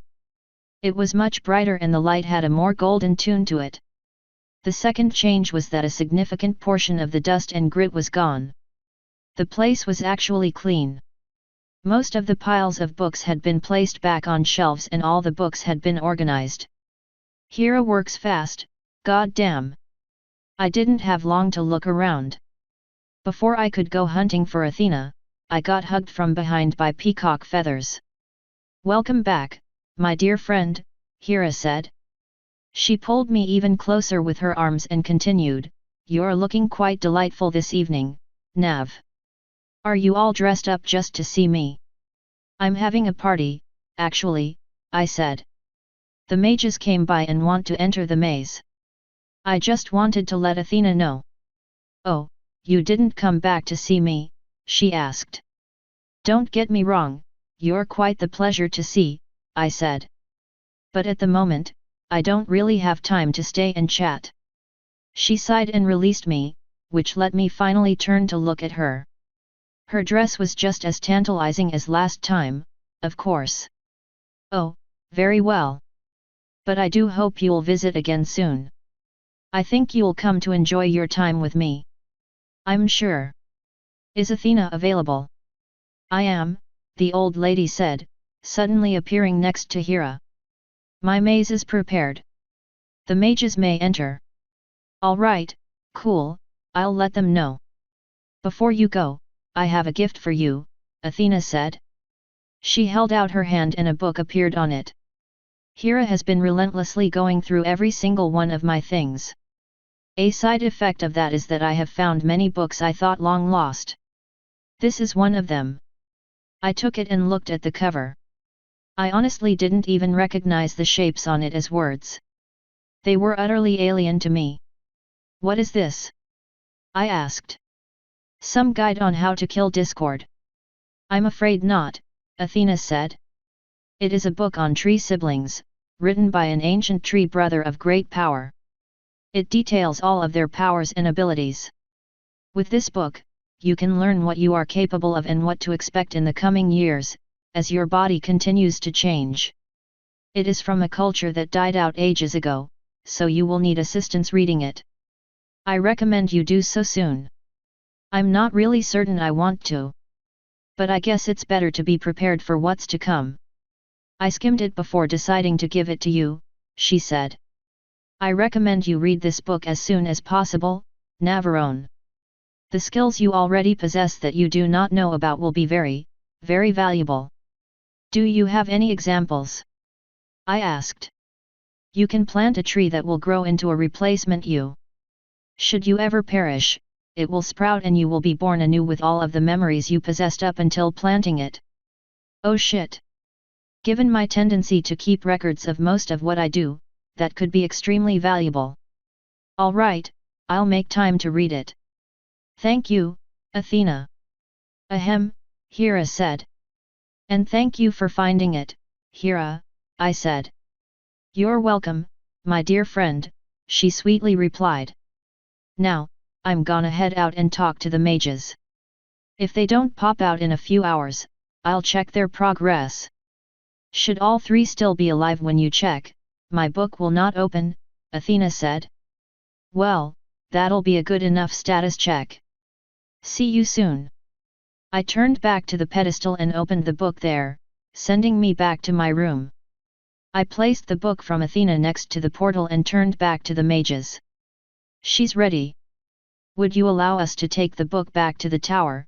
The destruction guy asked. We would like to ensure it's kept safe while we're absent. I want to be able to check up on you guys in case something happens and you get delayed, I said. When you succeed, I'll let you take it back for a little while. Very well. Then with your permission.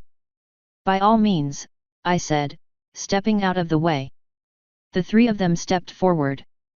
One of them looked at the laptop that was sitting on the desk for a few long seconds before shaking his head. Are we all ready? The destruction guy asked. They both gave affirmatives. Pop your potions. All three of them used magic to place 6 potions each on the table. They drank them one by one, shuddering at the taste. Once all of those were gone, he nodded to the one on his right. She used some kind of spell that put a faint glimmering sheen over all three of them. With that, the destruction guy finally opened the book and the three of them got yanked inside. Good riddance. Since I was finally alone, I took a deep breath and slowly let it out, then went to the bathroom for a towel.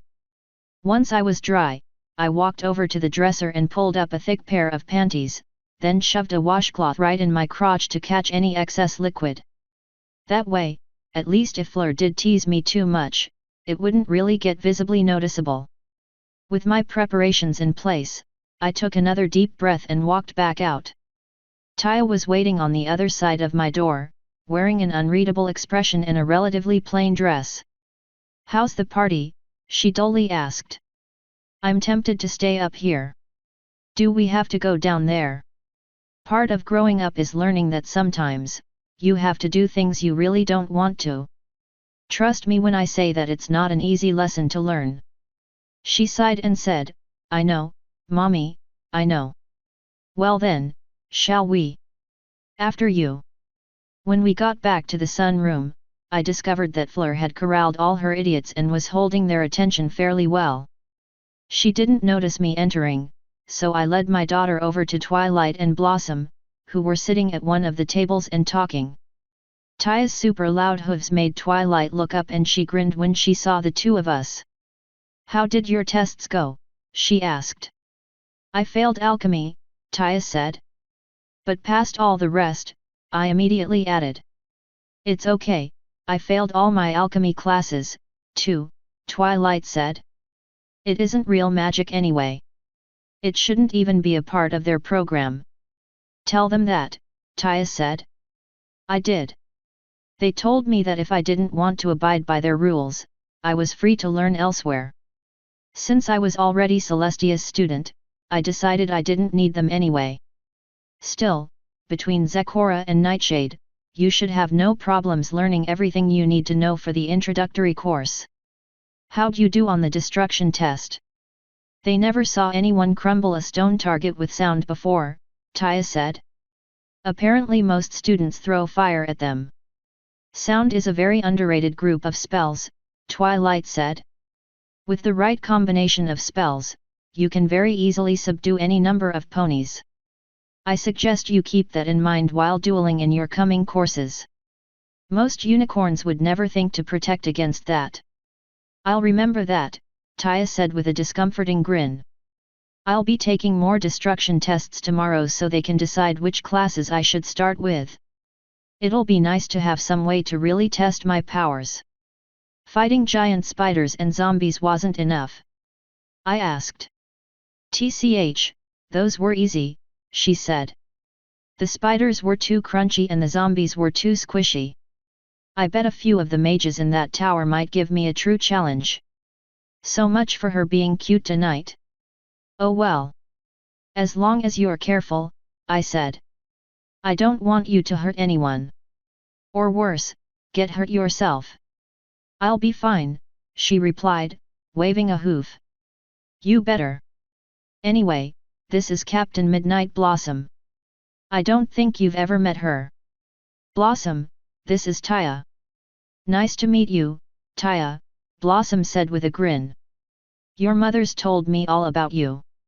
"I mean, not really, but I guess it sounds nice." "That doesn't really sound like her," Taya said. "But she's definitely told me all about you. You're the vampire, right?" "That's right," Blossom said with a nod. "Cool. Can you turn me into one, too?" What? Can you turn me into a vampire?" "I wanna live as long as Mommy, so I can keep her safe." "Taya, Blossom's not gonna turn you into a vampire," I said. "Says you. It's her decision to make." "Taya, I'm not going to turn you into a vampony," Blossom said. "Why not?" "Because this is very much a cursed existence. I accept what I am now, but I would never wish it upon another. Besides, I know Nav would never forgive me." Taya kicked the ground and started muttering. "While we're on the subject, how does one get turned into a vampire?" Twilight asked. The Vampani sucks out all the blood of his victim, then forces her to drink his vampiric blood. We start out very weak and disoriented because of it, but our powers grow and stabilize as we feed on blood. That sounds awful, Twilight said. It was. I was like an animal when I first woke up. Thankfully, I don't remember much of it. I only really came to after I killed the Vampani who turned me. I had just enough presence of mind to remember my training. The only way to kill Vamponis is with a stake through the heart. Does it have to be a stake? I asked. Or would anything work? I suppose anything through the heart would work, as long as enough of the heart was destroyed.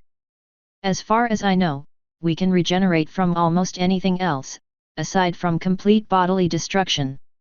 What if the heart was removed? Twilight asked. There are spells for that in the necromancer's text I've been reading. It's possible to keep organs functioning outside of the body so you'll be less vulnerable to attack. I have absolutely no idea, Blossom said. I didn't even know that was possible. I don't think I'd like to be your test subject, either. I'll do it. Taya said. If you make me a vampire, that is. I'm not making you a vampani, Blossom said, rolling her eyes. Besides, shouldn't you wait until you're older? I'm already passing my optimal cuteness age, Taya said. If I wait much longer to become immortal, I won't be mommy's little girl anymore and I can't use cuteness against her enemies. I can't tell if that's cute or creepy, Blossom slowly said. Welcome to my world all the time, I replied, tousling my little filly's hair. Ugh. I'm gonna wear you down eventually, even if I have to fight dirty to do it. Why can't you just give up already and give me what I want? Because. I'm not gonna do that. Blossom replied. I don't care how dirty you fight. I'll just tell Nav on you and he'll rub your belly until you behave again. Don't tell her that. Twilight said. That'll just give her incentive to keep asking. Taya nodded. Wait, do ponies actually enjoy belly rubs? Blossom asked. I thought Fleur was just faking it. They're the best. Taya said. Isn't that? I dunno, demeaning. Not at all, Twilight said. It's only demeaning if you think it is, and I don't see why you would. Nav most definitely enjoys giving them and we absolutely enjoy receiving them. It's a very mutually beneficial arrangement. Plus, most ponies make super adorable faces when I do it, I said. I'll conquer your belly one of these days, Blossom. Just you wait. It's not like I would feel it anyway. You don't know that. I bet even vampires love belly rubs. Stop being so recalcitrant and just let it happen, silly. Why would you want to rub her belly, anyway? Taya asked. Isn't she cold and clammy? Wouldn't you rather rub mine instead? It's the principle of the thing, I said. Being told I can't only makes me want it more. And now it sounds creepy, Blossom sighed. There's nothing creepy about belly rubs, geez. Blossom started to reply, but her head jerked to the door and her eyes went wide. Nav. I followed her gaze and unwillingly muttered, oh shit. Princess Celestia was standing at the entrance to my sunroom, a wide grin on her face. I had a feeling that Fleur didn't invite her. A part of me wondered how she even knew I was having a party. Either she was eavesdropping at some point or she was having me watched. That was neither here nor there, however. I did my best to compose myself and walked over to her before she could come to me. Welcome to Stormview, I said, trying to sound happy to see her. It probably didn't work. Greetings, Lady Navarone. I'm afraid I didn't bring my invitation, it must have gotten lost in the mail. I didn't send them by mail. They were all hoof-delivered. Then I'm afraid you might need a new delivery pony. Your current one seems incompetent. Well, he is one of your old employees, so probably. Fucking wrecked. She chose to take the high road and instead cast her gaze around the room. Several more of my guests had noticed her arrival and were blatantly staring at us. You've brought quite the crowd, Nav.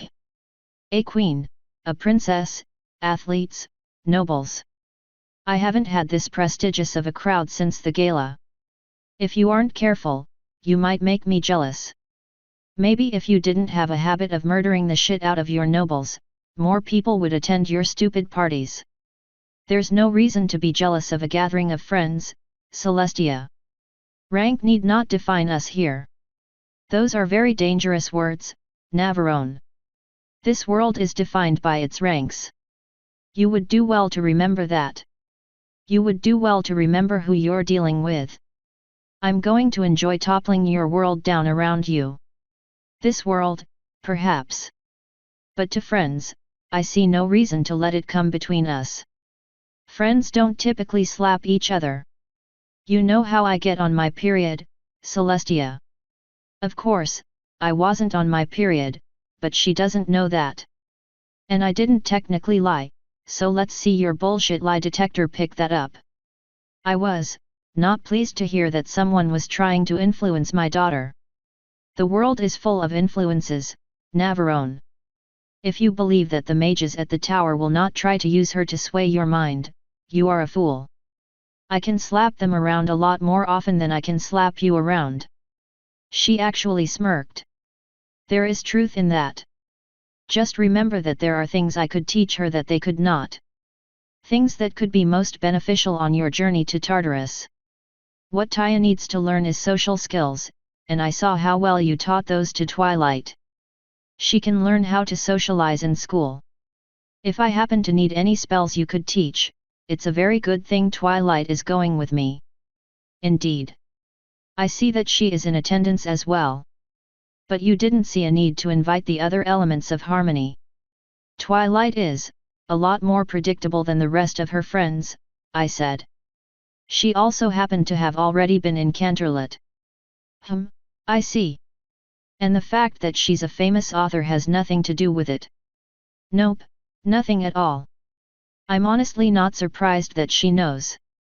You know, I gotta say, I'm surprised you decided to come to a party.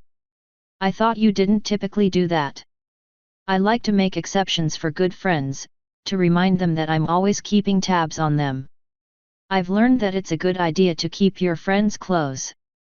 It's much safer that way. Safer for them, or safer for you. Well, you're always welcome at Stormview. You know, I'm surprised you moved in here. I always thought you were too superstitious to own a house with its kind of history. I don't know much about it, actually. The real estate agent didn't go into much detail. She was too busy being literally insane. Oh, I see. You know, that tree in your entryway looks awfully familiar. Well, if you've seen one bonsai tree, you've seen them all, I replied with a shrug. They do all look pretty similar. I find myself asking where you might have gotten one in the middle of winter. My staff is very resourceful, but I don't bother myself with micromanaging them. If you want one like it, you'll have to ask them where they found it. I believe Gloomy is the one who picked out the decorations. I admire how you always have an answer for everything, Nav. But one day, I believe I'm going to ask you a question that will choke you up. Hopefully that day doesn't come soon. She looked over to my side, where I could hear some loud hoof steps approaching. Hello, Moonbeam. Greetings, Celestia, Moony replied. I hadn't realized Nav invited you. That's because she didn't, Celestia said. But I saw no reason to let that stop me from visiting my good friend. Aren't you a little old to be gate-crashing parties? Moony asked. One is never too old to have fun, Celestia said with a very mischievous grin. You know, I'm surprised to see you here. When you told me you had something critically important to attend, I never thought you might mean a party. Well, I understand that your priorities are skewed, Moony said with a shrug. Perhaps you should get out more, maybe make a few new friends. You know, this might be a good time to do that. Would you like me to introduce you around? That won't. Excellent. Come along, Sully. Moonbeam grabbed one of Celestia's legs with magic and actually dragged her away. Holy shit, you fucking go, Moony.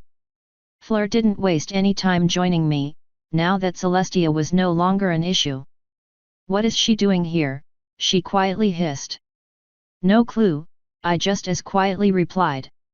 She said she's here for the party. And you let her stay. What, do you expect me to kick her out? She sighed and hung her head for a moment. Okay, this isn't necessarily bad. In fact, it could be good, as long as we can keep her from saying anything negative. It isn't often that Celestia attends private parties. This could do you no end of good, if we play it right. I'm gonna go ahead and put you in charge of that. I guarantee you I'll find some way to fuck it up, and... She cut me off by turning the vibrator up. Language, Nav. Celestia is here. Is now really the time for that? That's not the safe word I hear, we had a small staring contest. I eventually sighed and looked away. She giggled and turned the vibe off. I will attempt to handle Celestia, but I have no idea how effective I will be. We might be better off letting Queen Moonbeam handle her. Well, keep an eye on them. Celestia's currently pretty upset with me, so I think I'm better off avoiding her for the rest of the night. That might be the best case scenario. As you wish. Luckily, things will likely begin winding down soon. I doubt many of the guests will want to stay here too much longer.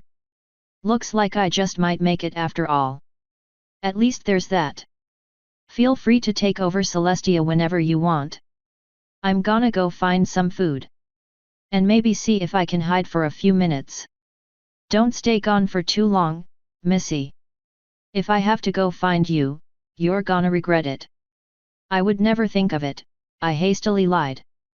Her horn lit up and she went cross-eyed to look at it. Well, I wouldn't actually do it. Her horn stayed lit up. She turned her judgmental eyes to me. Anyway, have fun with that. I quickly beat feet, thanking whoever might be listening that they didn't shove me in heels. Thankfully, all the food was in the entry hall. Given the view of the sunroom, all the important people were congregating there. The only ones with me were a few guards and Silver Quill. One of the guards walked up when I entered. Sorry about letting the princess in, my lady, he said, his ears drooping down. Well, I couldn't exactly say no. No need to apologize, I said. I understand. Feel free to eat, if you haven't already. I don't think many of the guests came hungry.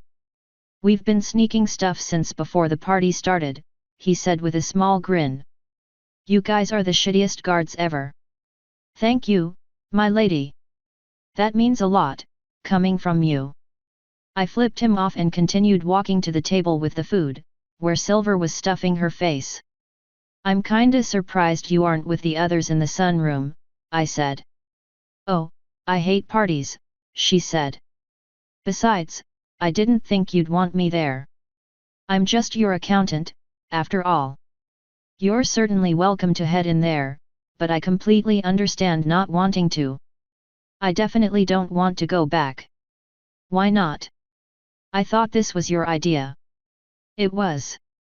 That said, I hate parties, too. I did this because it needed to get done, not because I wanted to do it. If I had my way, I'd be asleep right now. Well, you're the lady of the house, Silver said. Why don't you just go to bed? Because responsibilities suck super hard. And because Fleur won't let her, Kot said, making both of us jump. I hadn't heard her following me at all. Are you sure you should be in here, Nav? All the guests are still in the sunroom. Forgive me for being hungry, I said. I wanted to get some food before dealing with more bullshit. Hopefully, we won't have any more surprise guests. I'm sorry to disappoint, but I'm afraid there's one on the way, Kot said. Which is why I came to find you. Cascade has informed me that Flo is coming. She's what? Cascade believes Flo is coming now because she knows trying to throw her out would make a scene. She very much wants to speak to you and you have been avoiding her, so she is deciding to press the issue when you can't turn her away. Can't turn her away my ass. Go get Taya. If she comes in here, she's gonna get evaporated. Please just talk to her, Nav, Kot said. You know you need to. Is that you talking, or is that Cascade? It's both of us. You can't avoid her forever. You know this needs to happen. Yeah, it does need to happen.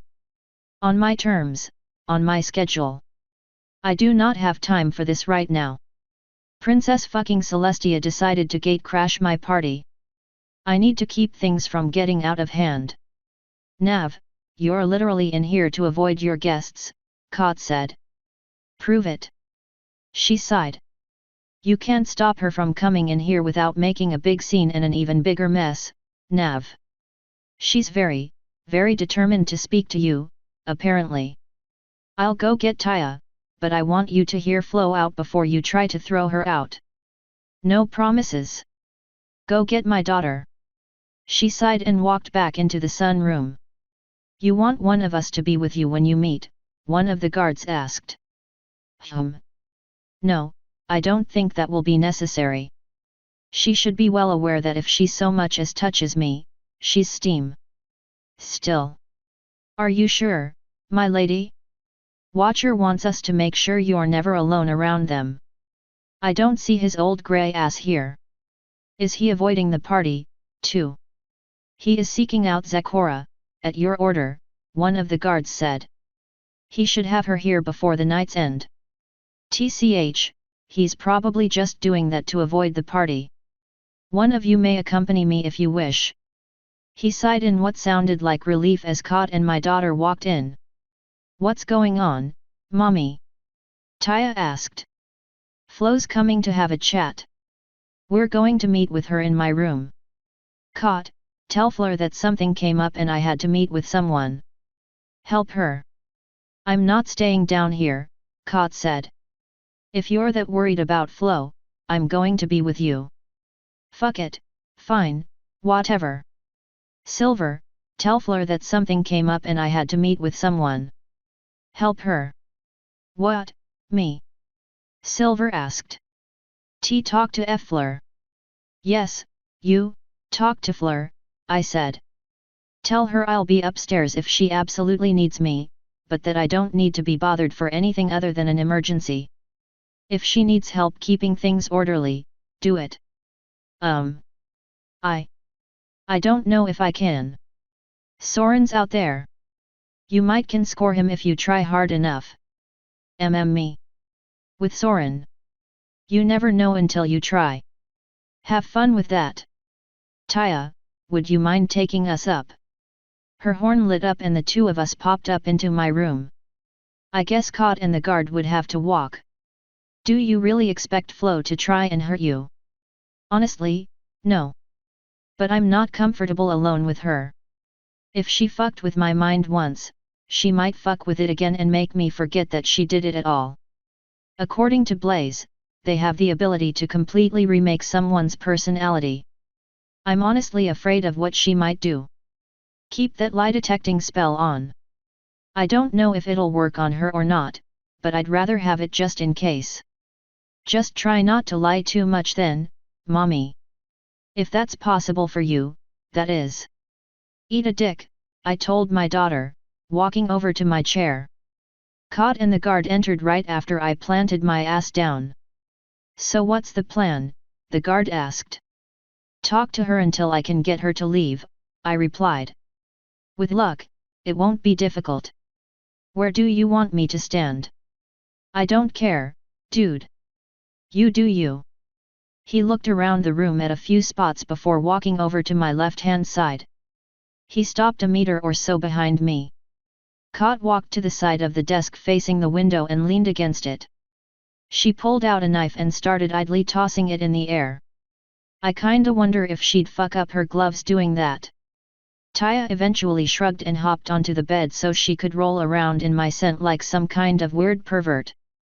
For better or worse, Flo did not take long to arrive. Instead of coming in through the balcony door like I was expecting, she actually came in through the front. She grinned when she saw me and turned very pink. "Hello, my friends," she warmly said as she scooched closer. "Howdy. You know, now's really kinda a bad time." "I know." "Cool. So can we maybe reschedule this talk?" "I'm afraid not, Nav. I know that my sisters have spoken to you about me. And I know that they have proposed to replace me.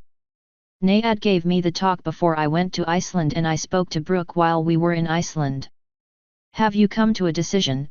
she asked, hope resounding in her voice. "I have. At the moment, I am going without an elemental in me at all." She sank straight into dark blue. As Nayad said, it was a choice that was denied to me at the start, something I felt I had to do. Now, I have the option. I think I need time to decide what I really want." "I see. And have you decided yet how you feel about me?" "Nervous." "Why?" "Some of my friends noticed how much I was changing, Flo. Some of them happened to wonder how much of it was me, and how much of it was you. That got me to wondering, too. You were in my head quite some time. If you were so inclined, it wouldn't be difficult to turn me into a completely different person." "I was not inclined. I would never do that to you, Navarone. I will admit that some of my methods of persuasion might have been a bit much, but—" "You mean hitting me?" I asked. "Or molesting me? Maybe all those lies you told, or the truths you hid?" "Yes, I do mean those."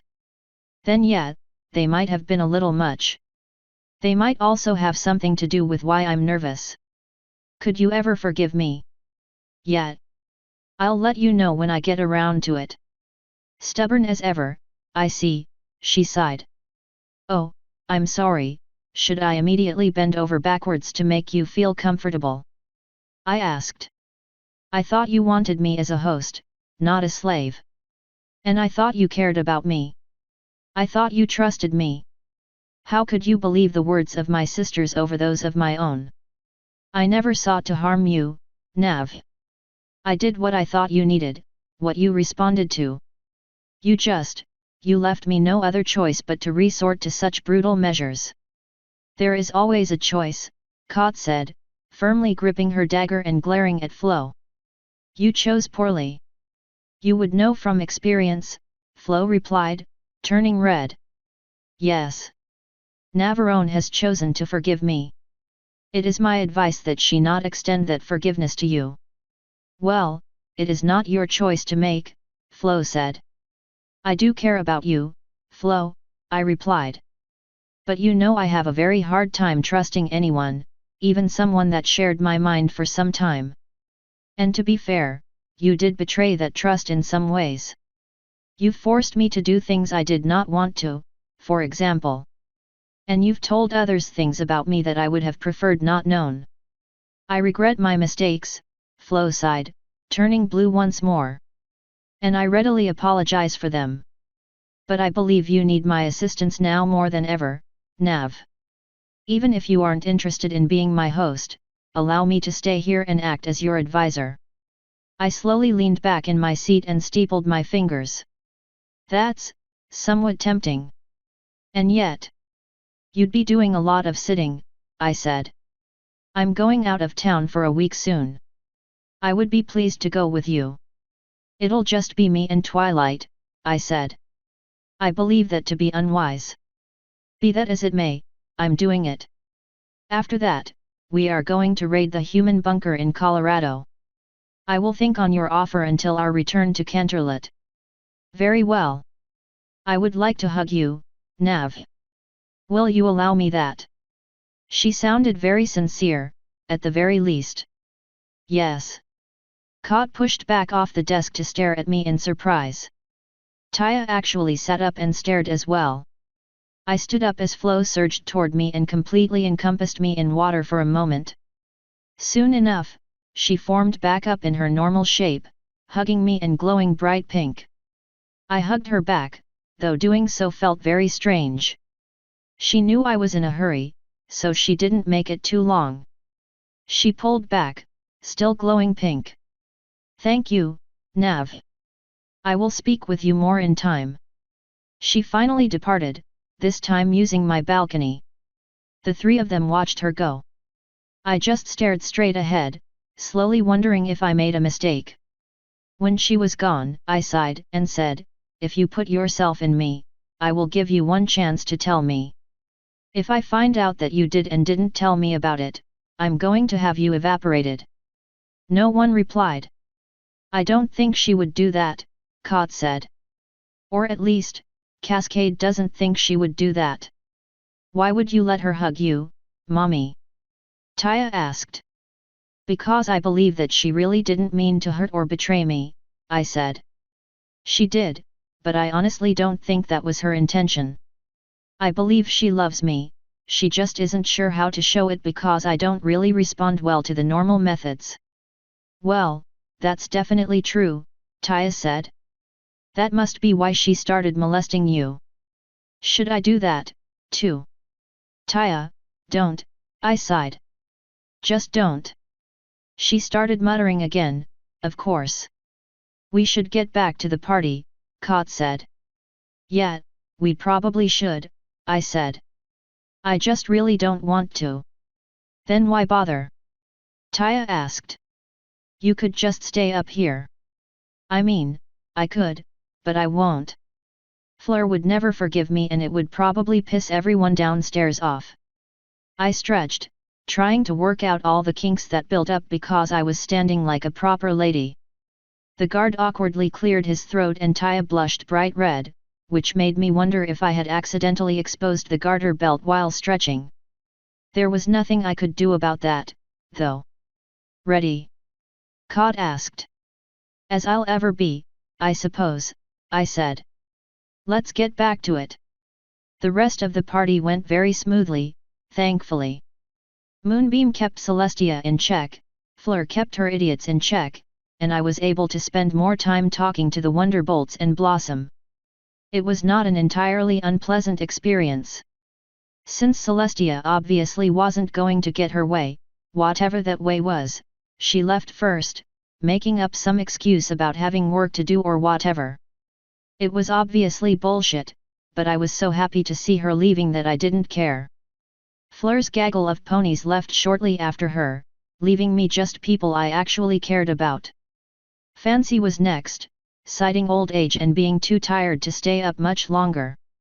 Since Gilda lost most of her conversational partners and she was apparently planning on heading back to Griffiths in the morning, she was next. Unfortunately, Soren and Spitfire had no interest in staying to do lewd things, so they left as well, having a long flight ahead of them. That left me, Blossom, Twilight, Moony, and Fleur. Taya went up to get ready for bed and Kot went out to talk to Spider. Silver apparently chickened out and left as soon as she told Fleur where I was. Once the Wonderbolts left, I sighed in relief and sank into a chair. Fleur giggled and trotted over to me. So how was it? She asked, joining me at the table. Exhausting. Did you let yourself have any fun at all, or were you being too stubborn? A little. I got kinda worried when Celestia showed up. And I'm honestly somewhat surprised that Discord didn't rear his hideous head. And Flo popping up out of nowhere spooked me a little. That's certainly understandable, Fleur said. The other three finally joined us, since that was apparently the cool thing to do. So, what did you all think? I think Celestia was trying to catch you off guard, Moonbeam said. And I'd say it worked. Yeah, it did, thank you for taking care of her, I said. You are very welcome. I do so enjoy putting her in her place. What did Flo want? Twilight asked. I imagine Aqua was more curious than she was, but I decided to answer the question anyway. To see if I'd take her back. Failing that, to see how I felt about her now. Long story short, I did not take her back. She sighed. Well, I had fun, Blossom said. This was the first party in a long time where I felt I could let my mane down, so to say. They're usually boring and stuffy cookie-cutter noble parties. This one had a little bit of life to it. I'm glad to know you think so well of my parties, Fleur sarcastically replied. Not your parties, just your guests. Nav's friends are a lot more fun. And I've agreed to write a book about her, Twilight said. She's going to begin compiling notes based off several questions I asked her tonight. I'll have another list of questions ready for her before we leave town. I'll begin when we get back. Is this a book about vampires or a book about her? I asked. Vampires in general, Twilight said. Though I'll go into as much detail as she's willing about her own experiences as a vampire. I'll also let her put a few personal details in there, if I believe they're pertinent to the topic at Hoof. Good. It better be as supportive as possible, or no belly rubs for a month. Got it, she said with a nod. If you have no further need of me, I will return to the palace, Mooney said. I also need to leave in the morning, so I must be well rested. It was good to see you again, I said. You're welcome here any time. That is perhaps an offer I will take you up on. If nothing else, I imagine your guest rooms would have fewer ponies bowing and scraping to me every time I turn a corner. Yeah, there's not much of that here unless you're me, I said. Though I'm trying to get them out of that habit. Not anymore you aren't, Fleur said. That's part of the game, Nav. I'm afraid playing it is a must. It's something they would insist on, even if you don't like it. Man, everyone cares more about me being a noble than I do. Ain't that some bullshit? TCH, whatever. You're as adorable as ever, my dear, Mooney said. Remember, if you need me, use the mirror I left in your room. Farewell. She teleported out before I even had the chance to hug her. I should probably get going, too, Blossom said. I only took half the night off. I need to get ready for what's left of my shift. And I have a lot of preparations to make tomorrow, Twilight said. We're leaving in 2 days, Nav. I suggest you get everything in order before we go. Will do, I said with a nod. If you're heading back to the palace, I'll go with you, Blossom said. The streets of Canterlot aren't always safe at night and that's where I'm heading anyway. Company's always nice, Twilight said with a grin. And we can talk about ways of making Nav suffer while she can't hear us. Sounds great. Ready when you are. You're all sick and twisted, I petulantly replied. And you love it, Twilight said, blowing me a kiss. The two of them hopped up and walked over to hug me together. Twilight was warm and Blossom was cold, so it balanced out pretty well. See there, Blossom? She isn't even denying it anymore. Oh, that's too bad. I think she's cute when she's in denial. Both of you go eat a dick. That just made them giggle. Blossom nibbled on my ear and Twilight kissed my neck before they finally pulled back. I'll see you later, Navi. Twilight said with another short nuzzle. Don't be a stranger, Blossom added. Yab. See y'all. They both finally left together, whispering quietly as they went. I'm sure they actually were discussing ways to torture me further. A part of me really regretted introducing Twilight to them, but I knew it was bound to happen eventually. You smiled a lot tonight, Navi, Fleur quietly said. Did I? Yes. I was watching very closely. You definitely enjoyed yourself. Oh, there were parts you didn't like, but overall, I believe you had a good time. Well, that's because I did. Thank you for helping me with this, Fleur. It was my pleasure. What did your three friends think? They did not tell me, but I got the impression that they were very impressed. Seeing you here and so comfortable around royalty itself did you a lot of good. I think Celestia's goal here was to try to embarrass you in front of your guests, but Moonbeam expertly handled her. Hallelujah. Good. What's our next step? For now, we wait and watch. I know you're going out of town soon, so I'll keep an ear out for discussions about you. Given what the three of them saw today, I imagine there will be several of those. I'll likely have new ideas when you return. With Celestia actively targeting you, we'll have to be very wary when planning events without Queen Moonbeam. Thankfully, I don't plan on doing many. I'd much rather go to a party than host one. At least then I can leave whenever I like. She set the vibe on high, which made me shiver and moan. A proper lady enjoys planning parties for all of her friends, Fleur said. I do so love your cute expressions, Navi. I've been looking for an excuse to turn it on Max all night, but you never gave me one. I suppose I'll have to reward you. Later, that is.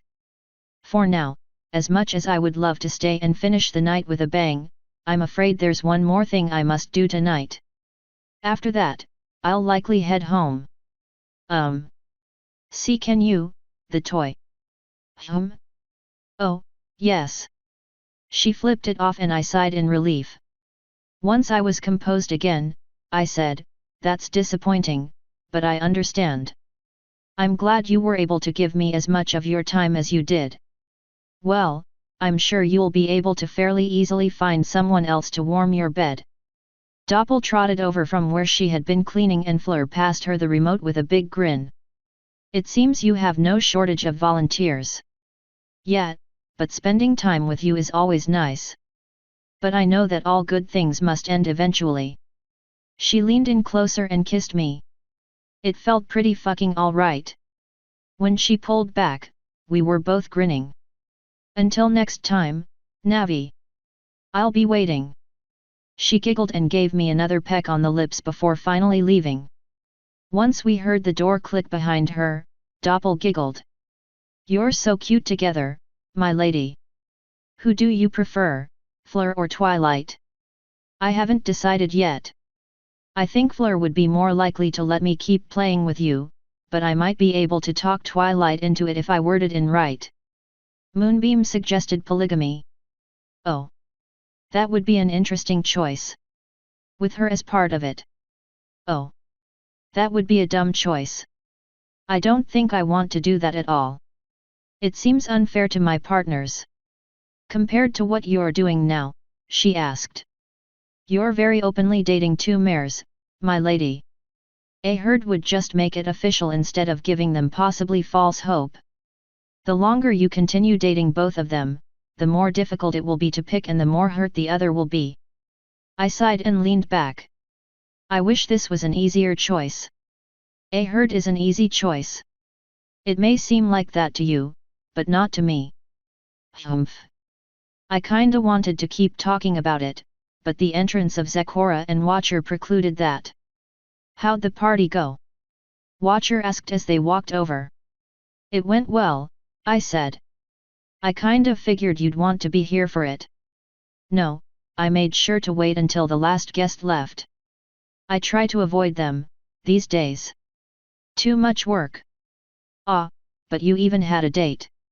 I am not much a fan of parties either, Zecora said. Especially pony parties. Too much frivolity and decorations. I prefer things simple. Well, there's plenty of food left if either of you are hungry, Doppel said. We kinda put it in the entryway, thinking more ponies would congregate there. I guess we'll know better next time. I haven't eaten yet, Watcher said. I think I'll grab something and then head to bed. I had a long day. Are you staying the night? I asked, looking at Zecora. Before I decide, I would like a small tour. Would you show me to my room? Sure. I'm about ready to sleep anyway. I've also had a long day. I'd be delighted to join you tonight, my lady, Doppel said. If you finish cleaning before I pass out, you're welcome, I said. But I actually really am tired and my body kinda aches, so I wouldn't mind a night to myself. She sighed and rolled her eyes. As you wish, my lady. That finally left Zecora and I to head upstairs. I was planning on giving her one of the rooms on the third floor. While walking through the house, I noticed that her gaze was drawn to various spots.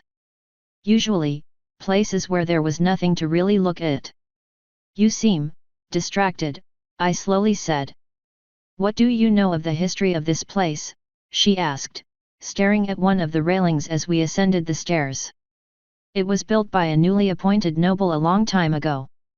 He ended up going bankrupt and turned into a nobody. Is that all? Apparently there were a few deaths. One owner fell over the side. The real estate agent mentioned a few others, but didn't really expand on them. She was, kinda completely insane. Celestia also mentioned a dark past. I see. Do you know what a true haunting is, Nav?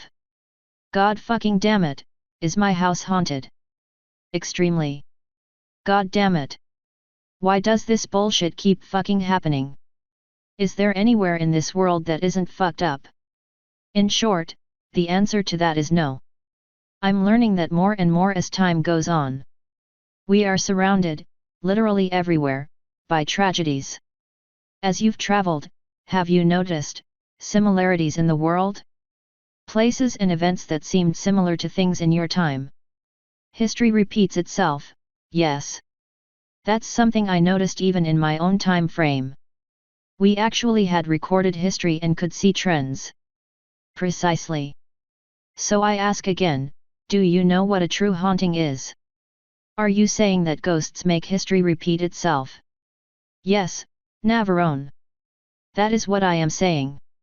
Did you get more of those mushrooms without telling me? I have no need for them now. I have seen that the main cause of hauntings is tragedy. Places where lives were brutally ended. The more traumatizing the event, the stronger the effect. Spirits pick those around them and invisibly guide their paths. A leader that destroys their people, for example. A genocide, perhaps. Suicide. Murder. The spirits from those tragedies relive their suffering through others. As they feed on more suffering, their powers grow.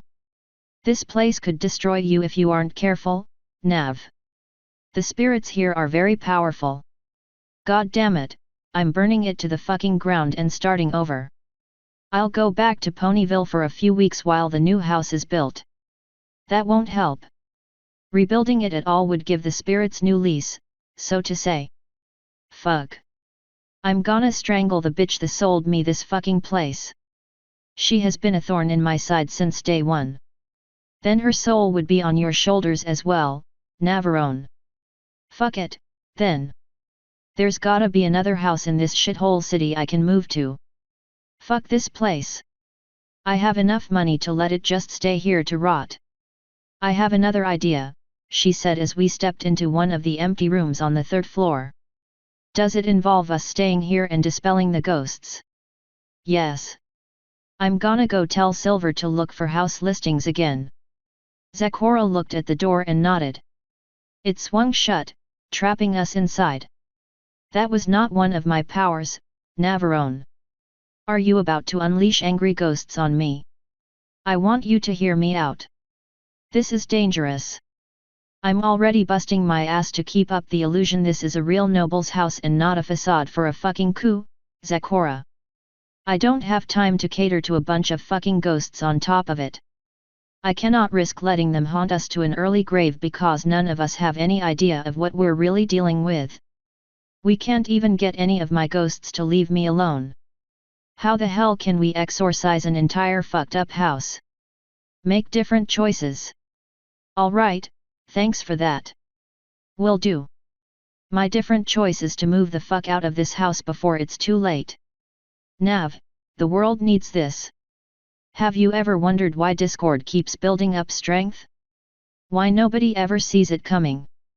Why history repeats itself again and again? It's because of things like this. Tragedies happen because people do the same thing, over and over. That brings Discord to power. Discord causes even worse tragedies, which ensures his dominion throughout time. That's a stretch and you know it. I can walk the streets of Canterlot and know it. I can travel to any city and know it. I can see spirits everywhere, Nav. Of all kinds, of all races, of every nationality and type. They need help to move on. If nothing else, it would ease the suffering of the world. I feel like that is my new task in the world.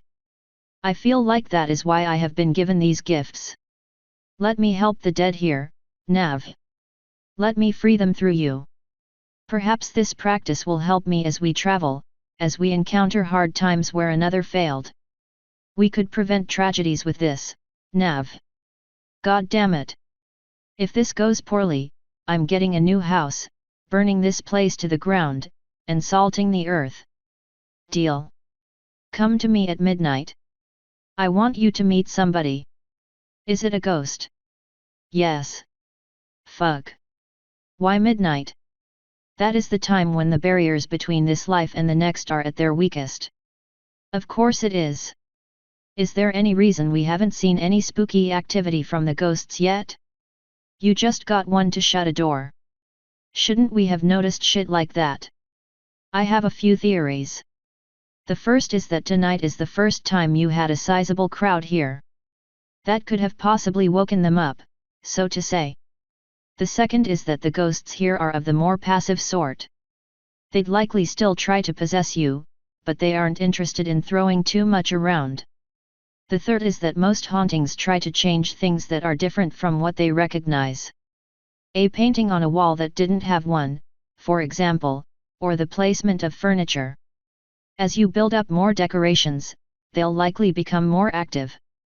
Oh yeah, it might be time to have another chat with that shitty real estate agent. Ugh, whatever. You might have to wake me up, but I'll see you at midnight. Excellent. I will attempt to converse with the spirits I see until then. Good luck. Please don't piss them off. Of course not. She nodded at the door again and it opened.